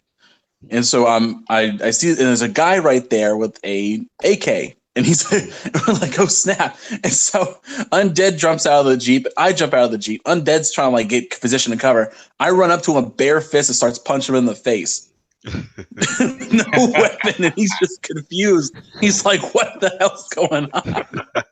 So I got him kind of weak, but I got knocked down. But the dude was so confused. So you just told me a story that you hopped out of the Jeep bare-fisted and got shot and put on your knees. No, we killed him. No, you didn't kill anybody because you was on your knees. This is what you're telling me right now, right? I can give you a scenario. I can give you a scenario when we stole a package and Brap sat there and got the chicken dinner. I can tell you that. I can tell you that story. I can tell you that we actively hunt packages. I can tell you if you see a package, we take a package. Did you get the chicken dinner? Yes, I've gotten chicken dinners. See, the thing is, I get so many chicken dinners, I don't have to sit there and take pictures and post them. I don't. You know why? Because they're just like it's like, oh, chicken dinner. Shout out to Punch, Monkey Punch, Squad MVP. He's in here. He'll tell you. Chicken dinners, we eat well over here. But trust me when I tell you, they will leave your squad to hang with me. Let me ask you this question. Now, we jumped on the PUBG roadmap topic. So my question to you, because I saw you made a comment about this, that Lord King has to suffer for dropping his morals for the game. Yeah, I did. What do you feel about this whole our topic in reference to preview program maybe being more transparent with roadmaps, or should they be mandatory? What's your whole thought process on that? In general, I think for game preview games, I think having a roadmap is almost required. I think that it does need to have some sort of roadmap. I think a good example is like what's the game? It was showed at E3 2016. It went to game preview. It's still there now, but it's supposed to be getting out of there pretty quickly. We Happy Few? We roadmap, and they show pretty regularly, okay, this is what the plan is. I think for a game like that, where it's in there for a long time, and it's about adding more content than anything else, I think, you need to show a roadmap. Now, my next question to you PUBG, though. Okay, continue. I'm sorry, I interrupted you. Yeah, I was like, with PUBG, though, I don't really think they require a roadmap because they update it so frequently, and the game already came out of early access on PC. It didn't matter. It came out. And so we know it's coming out on Xbox. It's just about more stability patches and adding that other map. We're done. Gotcha. Like we know what's coming. So your feeling is, as far as a preview program in general, like you with the whole roadmap, but your whole thing is because PUBG has already been released on PC. This is a unique situation. We've already known what's happening over there, that there's no requirement on their end. Even to Lord Brad's point with there's as far as incentive with the fact that they're making so much money and the success of PUBG. I don't think they're obligated to. When a game's already out on PC, it's already had its full release. You know what the ultimate goal is. Gotcha. Like get it to the PC version. Gotcha. And if you can do that, you have no need to have your own like officially stated roadmap because it should be apparently clear. Mm-hmm. But on the other hand, like if it's a game where it's like, okay, like We Happy Few is the one I normally go to, or The Long Dark, where the game has not come out on any platform yet. It's on early access. I think you do need to have some sort of roadmap. All right, fair enough. Okay. Fair enough. So anybody got anything left on the whole PUBG situation and whose clan is better and all the stuff? Now, what I would like is, since it's on Xbox and everybody's got the squad, because we all know squad is so much fun. Like squad is squad is where it's at. Squad is where it's at. I totally agree, Lord saying. Like, I would love them to have for the Xbox, like really utilize, the Azure and the cloud servers and be able to either host or get your own, squads versus squad. Or just private server, so we can just all be part of that 100. You know what I mean? Yeah. Almost like a 1 versus 100 PUBG. Yeah. Like, let's go. Let's make that. That's a strength of the platform. Let's utilize it. And I really hope with the success of this game, because it's so much fun. I watch Lord King all the time. I jump in there with you guys as much as I can. I see the crew. Lord Anchor, I've run with you as well. I see the crew. I see the fun. And how fun would it be? Would be like the entire Tick network. You know what I mean? Inside PUBG versus whatever. Like it would just be so. I think the potential of this game is so great. And I also just want end game stuff. No disrespect, having a mock neck shirt and shoes. It's nice. But like just something else from an end game perspective to keep you also coming back, because it is so addictive. Well, we got loot crates. You get your loot crates. Yeah, but I just want more than cosmetic something. I just want to see how they implement that. You know what I mean? Because we know battle royale is fun and it's addicting. I just also want, like, I don't know, maybe some prestige kind of things to reward the people like you. They will always have to be cosmetic though, regardless to what. You can't even start a match with something that gives you any form of advantage because it takes away from the whole of the game. The purity of the game. The only reason why I play this over Fortnite, and this is the only reason why, at its super base level, it's in its purest form. The purest form is the fright of when you look over and you're falling out of the sky with your backpack and the guy opens his chute next to you. Now, you say to yourself, am I going to run from this dude or am I going to confront this dude? And he's saying the same thing. And in that raw nature of it, that's where the complexity lies, because you have the fight or flight moment, and that's where the game is at its best. And then your team comes into it, and your boy comes over and he helps you. Like Anchor said, he got down on his knees, but his team took the dude out. How good did that feel? And you saying, pick me up. Let's go. That felt great. You jumped in the Jeep and you proceeded to go on and get the loot a house. And the camaraderie that you share in this game, I think is the best team building, because you get to learn people's tendencies. Yes. Like, get in the tub. Yo, shout out to Lord Sinister for brainwashing Lord Big Bad John. Get in the tub. What's going on? There's exploding. Just get the tub. Just take off all your gear now. You know, if you come across a 4x scope and a sniper, who's the best sniper on your squad? Amen. You know who's the best rummager who will go out and clear out of town and let you know who's the scout, who's the rogue. So you also know who coordinates things, or who's looking at the map and who's looking at the time. You get to a point where y'all are a well-oiled machine. You're functioning at a level that it's beautiful. And then when they all come together and you get the chicken dinner, oh man, you just walk off the game and you like, woof. So yeah, I'm at a point with this game that I haven't been with a lot of games that is preventing me from playing games. Yeah, that's what Lord Rand is saying. Lord Rand is saying the same thing. It's so addicting. It really is.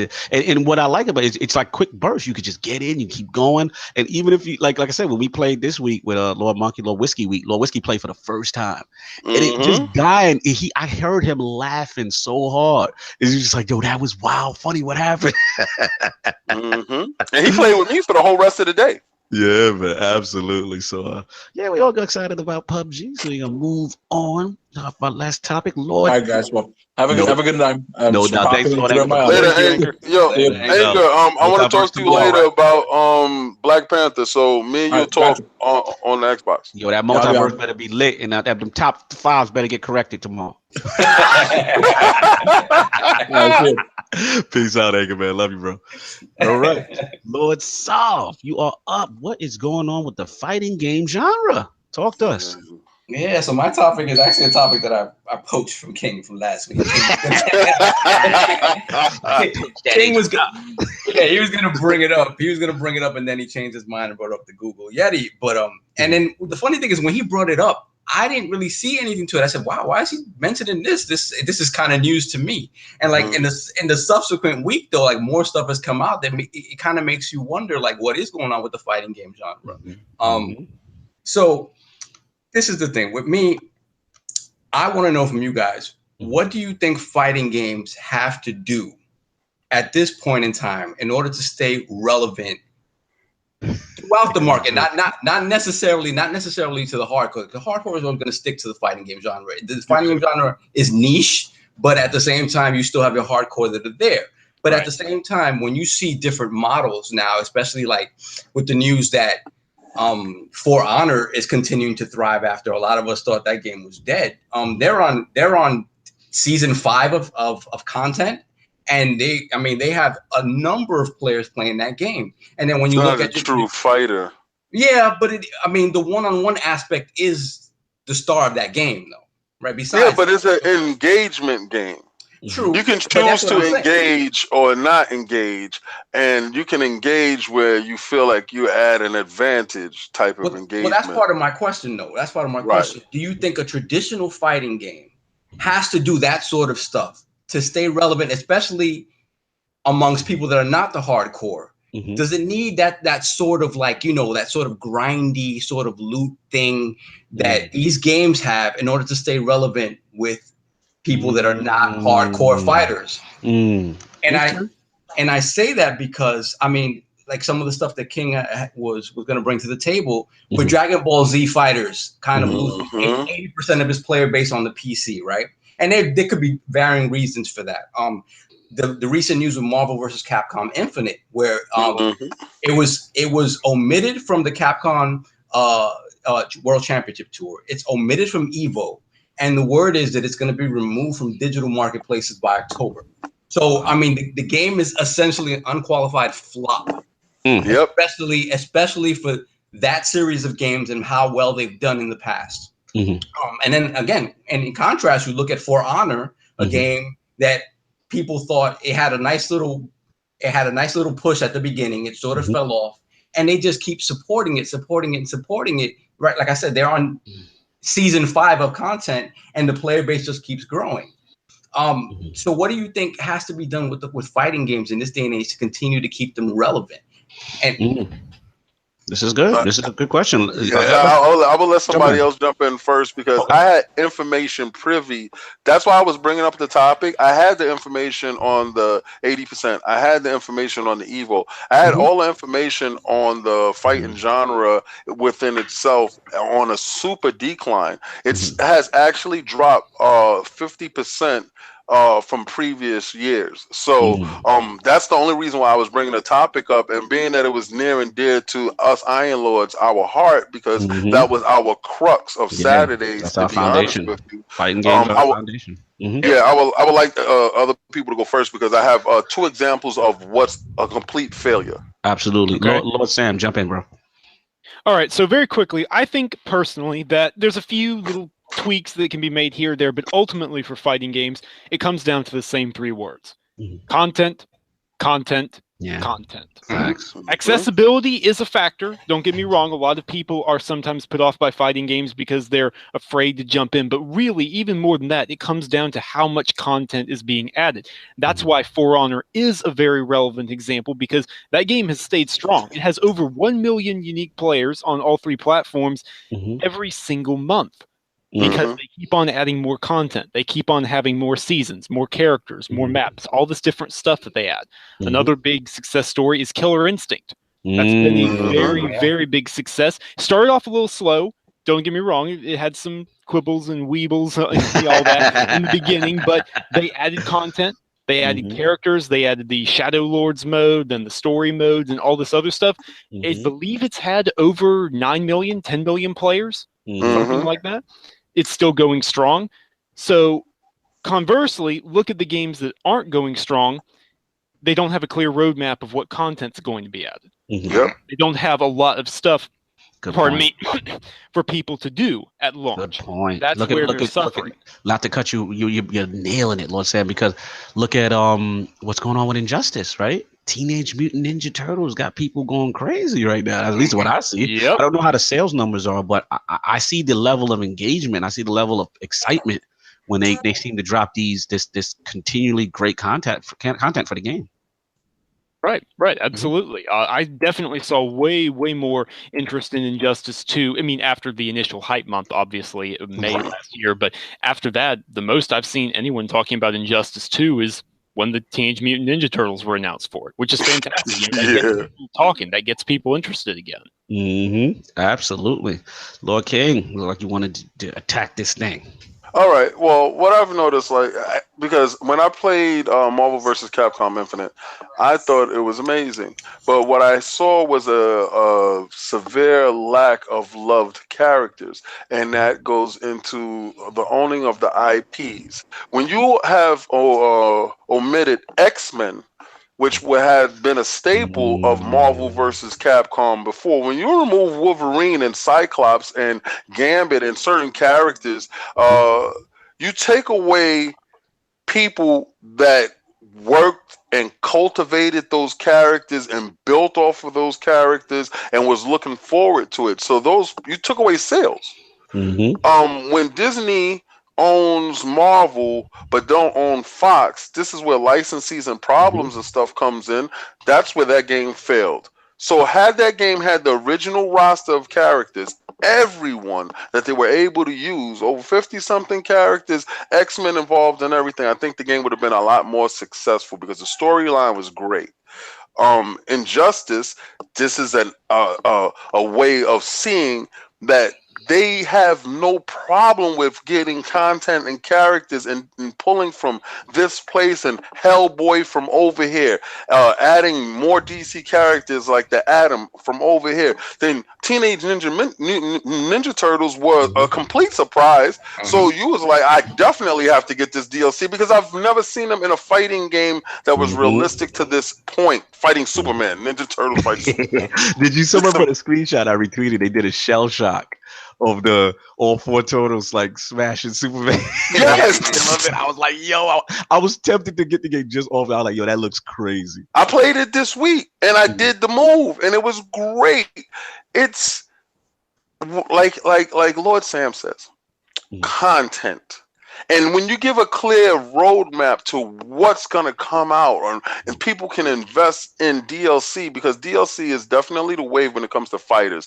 And then when you're building off of the aspect of if your friends have it or if you get online and you're by yourself, is there other things for you to do? Can you build your characters? Can you put armor on your characters? I think Injustice in this day and age has nailed the fighting genre going forward, and I believe that should be the format in the way fighting games are used. Now, he did say For Honor, and I look at them in different aspects. I look at it as a confrontational game because there's other things going around in the world. You can fight stuff over here and then make it over here and control this part of the map. And you can fight this guy and take control of this map. So there's other aspects and more things going on than a traditional fighter. Sure. I laughed at it in the beginning because remember it was on rubber legs, and I was calling it the Budokan of fighting games, because in the beginning, before it flushed itself out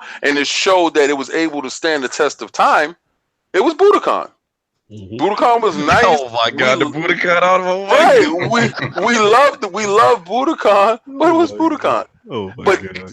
It evolved into its own entity now. That's what I'm saying. So I completely agree with you guys on the content front. Obviously, adding more content and having a roadmap to let people know where you're going with the game is important because it keeps people invested.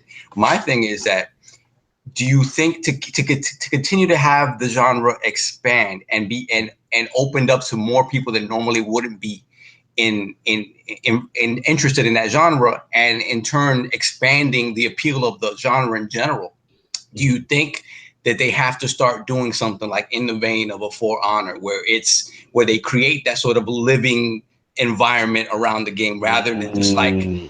It's interesting you said. I'll jump in because I remember like during Tekken's hey, they would have like these modes like a Tekken Force, right? And you would do these kind of quests. Like I even remember Soul Calibur. And they would have that weapons master mode, and you would it felt like a quest game, right? And you would just go on and do these quests, and it just added all these different depths and elements to the game. So I think, that's why I used to love Namco so much, because Namco used to be probably still one of my top devs. It's just that, like, I love the fact that when they put out a fighting game, it wasn't just the fighting game and that was it and you were done. You had all these other modes and things and going on. And I know they didn't subscribe to DLC and stuff at the time, but it just always felt like it added life to the game. So I think Lord Sam's on it. I think it's one of those things that you have to make it a beefier presentation. Right. You also have to considerably, like, DLC for fighting games specifically, DLC is very important. Very important. Look at what the Turtles are doing. I look at what, for Injustice, and you look at when they announce like these really cool left field characters, man. It's really, really something that invigorates the franchise. And I think that's the model you got to go. As far as now, are you going like games as a service, Solve? Like where are you also thinking about it? Yeah, something like that. Honestly, just to, like I said, to expand the player base in such a way that you would attract people to this type of game that you normally wouldn't. Because my thing is this, like, every single platform has its plus and minuses, right? When you look at Dragon Ball Z falling off 80% on PC, my immediate reaction to that, well, on the PC, everything is so infinitely moddable that the hardcore isn't going to stay there, because it's very hard to play something competitively on a platform where there's just so many different changes that can be made to the game at a fundamental level, right? So to me, that makes sense, right? On the console side, I think that's where the competitive core sort of stay, right? Because you don't really have arcades anymore, so the competitive core is going to stay with the consoles. And just to me, it just feels like, okay, those are the guys that are sticking around with the game. Those are the ones that, even regardless of how much DLC you're getting, they're going to continue to play the game because they enjoy the systems of the game, right? But the systems of it as such, with fighting games, like the onboarding process to any fighting game is really uphill. It's very difficult to get somebody not interested in that already to be willing to put the time in to master something like that. I think Dragon Ball Z did a very good job of creating a game that has depth, but on its surface can be enjoyed and played by just mashing buttons, and you see a bunch of cool stuff. I was looking at a game that was released on PS4. The game is called Under Night in Birth EXE Late. It's one of those. That's a long name. Yeah, it's a Japanese. It's an anime inspired game, right? But the onboarding it does is kind of cool, because it's a tutorial that takes you through something close to like 180 lessons about the fighting systems within that game, and just generally things that you would need to do to be on board onto any game in the fighting genre. And what it does is interesting, is it'll tell you, like, okay, you did that, you did this move, it was cool, you didn't do it perfectly.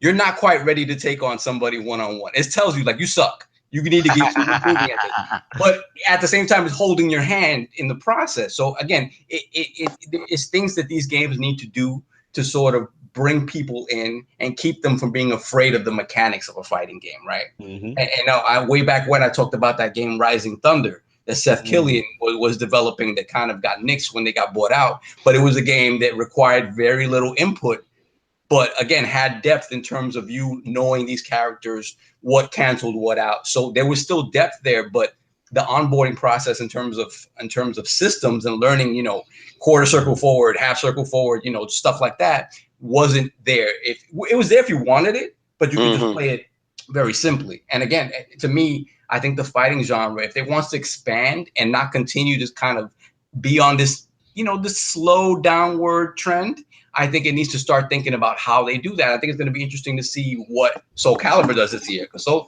we're all hyped for Soul Calibur, right? Yes, sir. My man Kilik's back. That's all I need. I don't care what happened for anybody else. I'm selfish. Kilik's back. Looking like Soul Calibur 1 Kilik. Yeah. Not the fur on the neck. Not stupid, not using a staff. Like what? Because people forget. Let's all put respect on Kilik name. Lord King No. When we first saw Soul Calibur for Dreamcast or whatever it was, and you saw that kata of him doing that whole staff, that's what made you want and Maxi, shout out to Maxi too. Oh, yeah. Do you remember we had to use the PC in your mom's room? Shout out to your mom. She's the greatest woman that ever walked this earth. Shout out to Lady all right, the queen. She is the greatest woman who ever walked this earth. Her level of patience, her zen is second to none. You had a sweaty boys inside her room on her PC downloading this kata, and the kata took like 5 hours or whatever. And the only place we could watch this was on that PC. And Lord Cognito was the most intrusive child ever. And he made sure his friends came through to look at this kata. Yo, Lord King, you just took me back. First of all, you gotta break it down. Why did we have to be on PC to do this? I don't even. I remember. All right, I remember. But I'm trying to remember where the source is that I had to get the download so we can watch a preview of a game. This is like before the internet. Like, what were we doing? Yes, the internet had just started and we had dial-up, right? Now it came out in GamePro. GamePro said that if you follow the link sent you to where Namco was putting up the live, like, because they would show you wireframes of games and stuff like that, but they had the textures in, and it was showing the movements and how fluid the characters was. One of the first characters that was shown was Kilik, because he was so unique to the fighting genre, because he was using a pole staff and such a degree that it was realistic. And let me ask you one quick question, because I'm my timeline. I'm an old lord now. I'm getting old. My question is, what's the timeline? Was Soul Calibur 1 before Tekken 3? Who did katas first? I'm trying to think who did katas first, because I remember the Harang kata, but I remember the Soul Calibur Kilik kata. No. The first katas that was ever done was Virtua Fighters. Yeah, true. But I mean, like the ones with good motion capture. No, that was the great motion capture. Remember, those was polygons moving in a realistic manner. So we can't take away from the pioneer, the OG. We can't take away from the OG. Because remember when you saw Cage do his ninja kata, we lost our minds. So we can't take it away. It was not that Kilik. No, it wasn't Kilik. No, it wasn't that. I mean, Tekken 3 was still PlayStation 1. Remember? Right. So, all right, shout out to Sting in the chat. He's correcting us. We got some OG lords in here. He said he was just about to say, he's correcting me. He said Virtua Fighters 2, and I forgot Virtua Fighters. There we 2. go. Yeah, he's correct, because they kind of had those intro sequences in the You're right. You're absolutely. Yep. Now because remember that the drunken monkey mask. Yes, when we did the drunken monkey, and then he sat down and he was like, "Yes, you are correct, Lord Stinger. We're gonna get you on the show. You are definitely respecting what's on your name right now." He said Soul Calibur was 1999. He has to remember it was a launch title for the Dreamcast. I'm just trying to get the timeline between Tekken, because as far as my opinion, the best katas was Kilik, Soul Calibur, and Tekken 3. And Maxi was lit. because that was the first nunchucks and everything. And then the Tekken 3 katas. But then Dead or Alive, you're forgetting Dead or Alive with the the most realistic drunken master you have ever seen. Yes. Yes. So we had some real stuff. We had some real stuff. So yeah, shout out to Lady Cog, the Queen, who allowed us to download on my little 14.4 modem or maybe 33.6 AOL dial-up. I will never forget it because it felt so intrusive, and she was just like, "Go ahead, guys, go ahead and do it," and and I'm like, "Wow, man, that's a great mom." And we sat there in awe watching these. Yes. Absolutely. Back to the main point so we can finish up this time. Yeah, I mean, honestly, from my point of view, it's like I want to continue to see the fighting game genre thrive. I want to see them do some things. I would just shout out to Chief Tom in the chat. We're talking about like a true MK RPG or any RPG with these fighting game characters. Because I mean, again, when it comes to story's kind of nonsensical than a lot of these fighting games. We would like it to be better. I would like to see, genres expanded a little bit with these characters and not necessarily only be fighting games. But at the same time, within the fighting games, I think it would do great to just expand, things like, the way you get different color shades of costumes in the game, the way you get different costumes in the game. You're asking for Shenmue. Yeah, I'm asking. That's what you're asking for. That's a good. You're asking. See, people don't understand the evolution of Shenmue is from Virtua Fighters. It is. Like the OG has paved the way for everything. Right. I'm saying this because I was completely biased when my game got overrun. Sorry.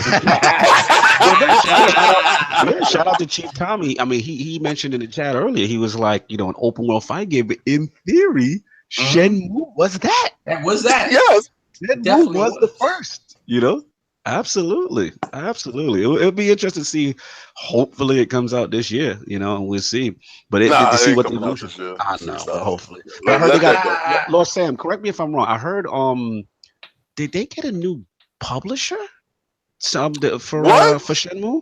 Yes. Deep So Silver very interesting. Very interesting here. I didn't believe it at first. I was browsing Reset Era and someone brought it up, and I was like, no, surely not. And then I looked up. I was like, oh wow, surely then. Okay, so we got to back things up here. We got to wind the clocks back a couple of years. Right. The Shenmue 3 announcement, E3, Year of Dreams. It came out on stage, Kickstarter. All that. It was incredible, right? I might have shed a tear. I'm not. I'm a grown man. I'm a grown man. I might have. There were people crying in the audience. Yeah. So what happens that's very interesting is Sony merely helped with the funding to an undisclosed amount. They aren't publishing the game. That's something a lot of people don't know. Right. Deep Silver acquired somehow. I don't understand how, but Deep Silver actually have the publishing rights for Shenmue 3. Locked in, pen and paper. It's in the contract. But Deep Silver, as we all know, just got picked up by a certain THQ Nordic. People's baby. Nordic Game has basically put THQ back together again. Or as close as it ever will be, which is fantastic. THQ was one of the last real AA publishers in the industry. It's great to see THQ Nordic becoming a powerhouse. So it raises the very interesting question, where does that leave Shenmue 3? Is there a sliver of hope of multiplayer? Is there a sliver? I don't know. It's coming. I believe it was coming to multiplayer. I believe that was the whole thing about it. Honestly, I'm going to agree at this point.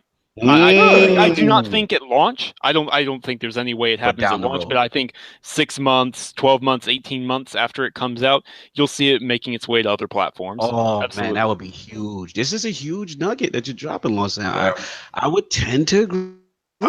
Based on the fact that these people gave their money in, and it seems like there's other backdoor agreements that was going on that the people wasn't privy to. This Kickstarter thing has to stop. Shout out to Def Sing in the chat. Shout out to Def Sing in the chat. Shout out to THQ's definitely reborn. I mean, shout out real quick to Anko. Anko mentioned the game that I championed earlier on this last year. Talk to me. Absolver. When you're talking about a fighting open world RPG, Absolver is a game where as you move through the game, the more opponents you fight, you learn their moves. and you take on those moves. And then you have a skill tree that you can set moves up as you see fit. Your favorite moves, you can prioritize certain moves. Like, it's very customizable, and it's it's one of those things. Like, the game itself, aesthetically, is kind of very simple, but at its core, that's what I mean by that replayability, that sort of grindy nature that keeps people coming back to the game. Yeah, that's a great example. That's a great example. Shout out to Ink on the chat. Also, the last point I want to make too is that I don't know if you guys got a chance to see the Fist of the North Star new trailer. Oh yeah. And that got me excited. It looked like it had some long-term elements, and it had a little Shenmue element. I believe he had like a Sega system or a Genesis or a Saturn or something that you can play in the game or something like that. I'm like, yo, shout out to Lord Jacobus who came on the show, as our fighting game guru. He actually he was very, very hype about it as well. He actually retweeted the Lord's back on it. But yeah, that's definitely one I got my eye on. I've always been a fan of the Fist of North Star series. And actually, I had to educate myself because as a Sega kid, I didn't know about it. And I thought Last Battle was I thought Last Battle was the real thing. And really, it was the knockoff. Yeah. That they kind of Americanized Fist of the North Star. So it was just funny to learn, like, oh, these are the real ones. And we was the phone. Another thing we haven't talked about in that vein is Yakuza. And Yakuza 6 is this year, and it's the same type of thing where it's like you gain moves as you go out through the open world. It's an action. I wouldn't call it an RPG per se, but it is an action game with a lot of RPG elements to it. And again, it goes back to no Shenmue, no Virtua Fighter, no Yakuza. Absolutely. That's the DNA. The DNA is all the way through. Yeah, man. Shout out to Lord Stig. He's talking about we going in on the last battlefields, man. Arzak. Woo, that was my joy. I remember the music. That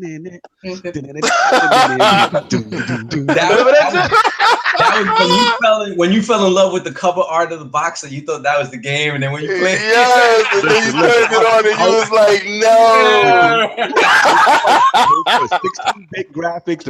Like at that time, no sprites. And remember when he got big and he busted his shirt? Oh man. You know what it was when the cartridges said 16 megs. Yeah. It's on. I said we put him to sleep. These were like, remember was it when Fantasy Star was the first 6 mega? What was the first 8 mega? Man, we gotta go back for days. Let's go. It was Strider for the record. It was Strider. It was Strider. Oh no, listen, no.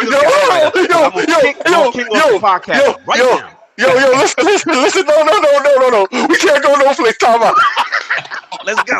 Yo, check it out, right? Check this out. You gotta check it out because this is probably the funniest story. It is the funniest story that Lord Cognito and I have, right? So Lord Cognito got his money, and at this point in time, Strider was 16. It was 16 megs, right? And it was $80 at Crazy Sounds. He got his money together. $80 back then is a lot of money. So he got his money. He went down to Crazy Sounds and he purchased the game. Unbeknownst to Cognito, I played this game in the arcade all the time, every day, right? He got the cartridge in his house.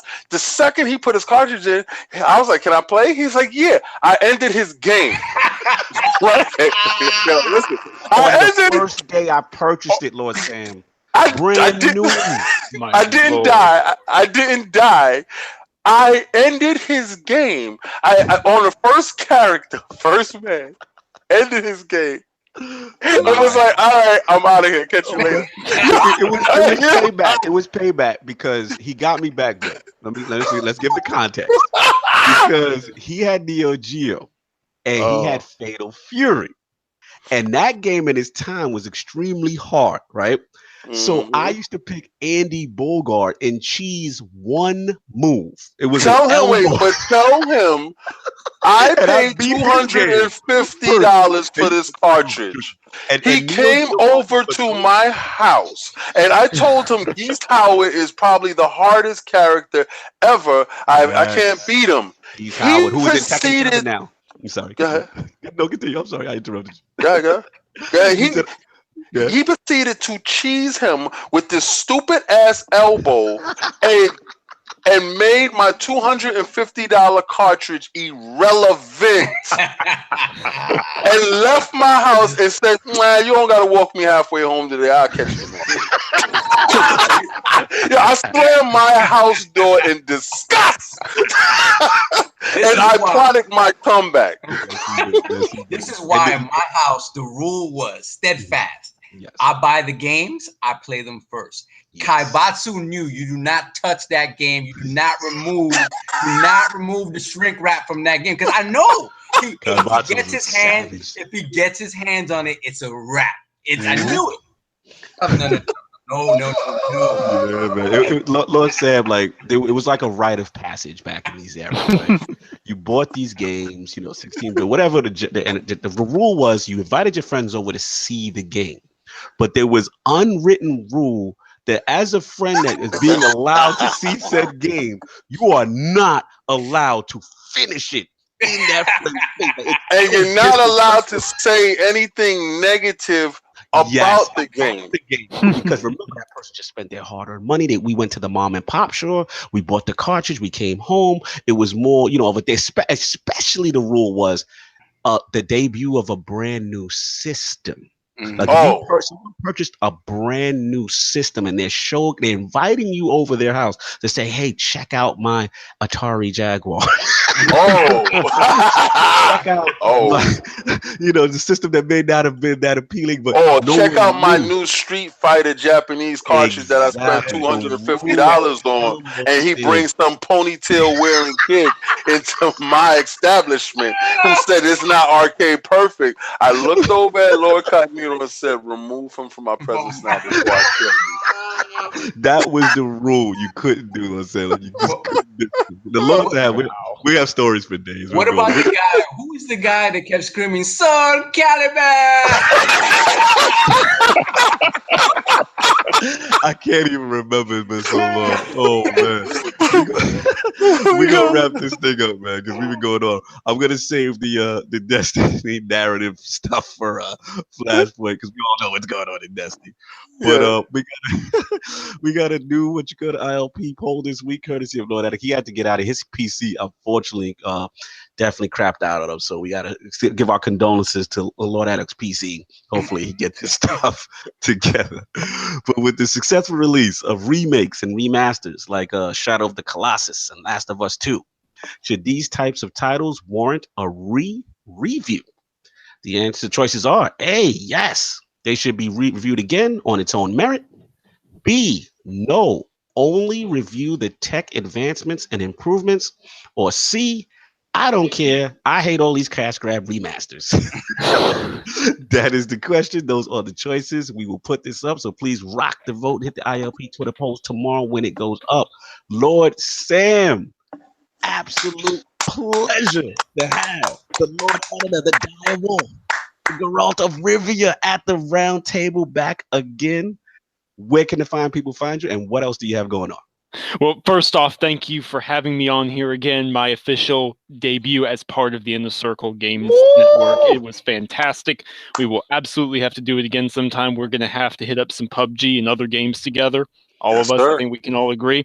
So if you're interested in finding me and following me on Twitter, don't say I didn't warn you, but you can do so at Samuel Tolbert. It's very simple, very easy to find me. And if you're interested in what I write, or you just want to talk in the comment sections of the forums, you can find me on ticgn.com, where I'm either writing something, reviewing something, or playing it so I can then write about it and review it. Absolutely. One of the best young writers in the game. Lord Sam, always editing, correcting my foolish writing. Lord Red is in the chat. Shout out to Lord Red. Oh, man, you came right at the end, man. What up, Red? We got to get you back on, Lord Red. Much appreciated. That is my guy right there. Absolutely, Lord Sam, man. Love what you're doing out here. You know what I'm saying? The articles just really, really good. High quality, man. Very, very high quality. Always on the scoops. One of the best young writers. And please check him out. He's now family with the Inner Circle, so we can officially call him brethren. Love it. Lord Saw, where can the people find you? Yeah, definitely shout out to Lord Sam for coming through. It's great to be on a podcast with him finally. Yeah, and then they can find me on, well, not find me, on Xbox. Offline profile. I've really been offline, I have to say. BX Sovereign on PSN and Xbox Live, and Lord Sab ILP on Twitter. Oh, no, absolutely. Lord King. Lord Sam, it's been a pleasure, sir. And I'm pretty sure that you're going to jump on some PUBG. So we all. This sounds like some PUBG poaching going on. I don't know. No. You know what? Lord Anchorman is not here to defend himself. Listen, no. That's not even. Listen, that's not even a thing. I already know once he hangs out with me, he's not gonna go back. It just doesn't even matter. But I'm about to throw on the slippers. I'm about to get some cognac and put on the robe, and I'm going downstairs and I'm putting on the headset, and I'm going to get into some Merc and Murder. Yes, I will be on some PUBG right now, sir. This is about to happen, so you can catch me on Instagram, Facebook, Twitter, King David OTW. Hit me up, and definitely hit me up on Xbox. If you haven't added me, add me. Trust me. Please, this is the PG version. We have Iron Lords After Dark, and if you're easily offended, don't add me. Absolutely, man. I love what you're doing out here, Lord King. You got everyone. Shout out to Monkey Punch. Shout out to what was it, Dead Singer. You've got like a relevant. You've got like a whole PUBG squadron, man. Shout out to Rand if he's still here. Like we were talking about, we would love to have cloud server, Azure, 100 man, everybody from their clans just getting it in because this we're doing rotations now. We have people waiting. Is the match over so I could jump in? We can switch it up. Yeah, so I really want to get to the point where either the squads get expanded, something happens to the point where I want to run a 16-man team because I really believe I can pack it with 16 dudes. Facts, man. Absolutely. Oh, Lord Rand said he here chilling. He said, "What's up?" Lord Red just said it right now. Yeah, see, that's what I'm talking about. You understand what I'm saying? Yes. He add me right now. We're about to get it in. His timeline is real, y'all. The chicken dinners, he gets it in. So yes, we gotta link up with Lord Rand. Definitely get this PUBG going. But yeah, man, it's Lord Cognito here. The gaming realness was spread. Thanks for the chat was absolutely lit today. Thank you so much for coming. And shout out to the Lords, man. I really missed y'all. I was in the UK. I'm like chomping at the bit. Anchorman held it down for us, but I'm like, damn, I missed my show. Yeah. So it's good to be back. Everyone doing well. You know what I'm saying? So also support the Multiverse tomorrow. Lord Anchorman will be going live. We will correct his top 5 MCU movies. We'll make sure that gets We're gonna correct his opinion. We're gonna correct his opinion. We don't care how he feels. It's how we feel. We want to impose how we feel on him. I'm gonna have to play the peacemaker here. Otherwise, we're gonna have the inner circle civil war going. It's gonna be civil. Literally, I already had the visual of the thumbnail. It's gonna be the Civil War thumbnail. You know what I'm saying? It's gonna be Iron Lords on one side. It's gonna be Multiverse on the other side. And we're gonna have to come to an agreement. But shout out to those guys for the entertainment. You know what I mean? Undead, of course. Mike Peter Troph. You know what I'm saying? And the premium Brit, I think he's been going away acting. They are tomorrow at 8 p.m. Also subscribe to the Inner Circle Network. And of course, the Iron Lord podcast, YouTube channel. I've also been doing flashpoints with Lord Ebontis. And shout out to Doc Amnesia, man. The guy broke the internet with the US Gamer article. Please check that out. It's on the Iron Lord podcast YouTube. I got a lot of support from the Destiny community and just a heartfelt love letter to the people who love Destiny 1 and what we loved about it and why Destiny 2 wasn't that. And again, no bashing, just from a heartfelt positive perspective. So please catch that if you can. And like I said, we're going to get the audio and all that stuff up as soon as possible. Thanks again, everyone, for coming through. Enjoy your Sunday. And we are about to be out of here. Peace.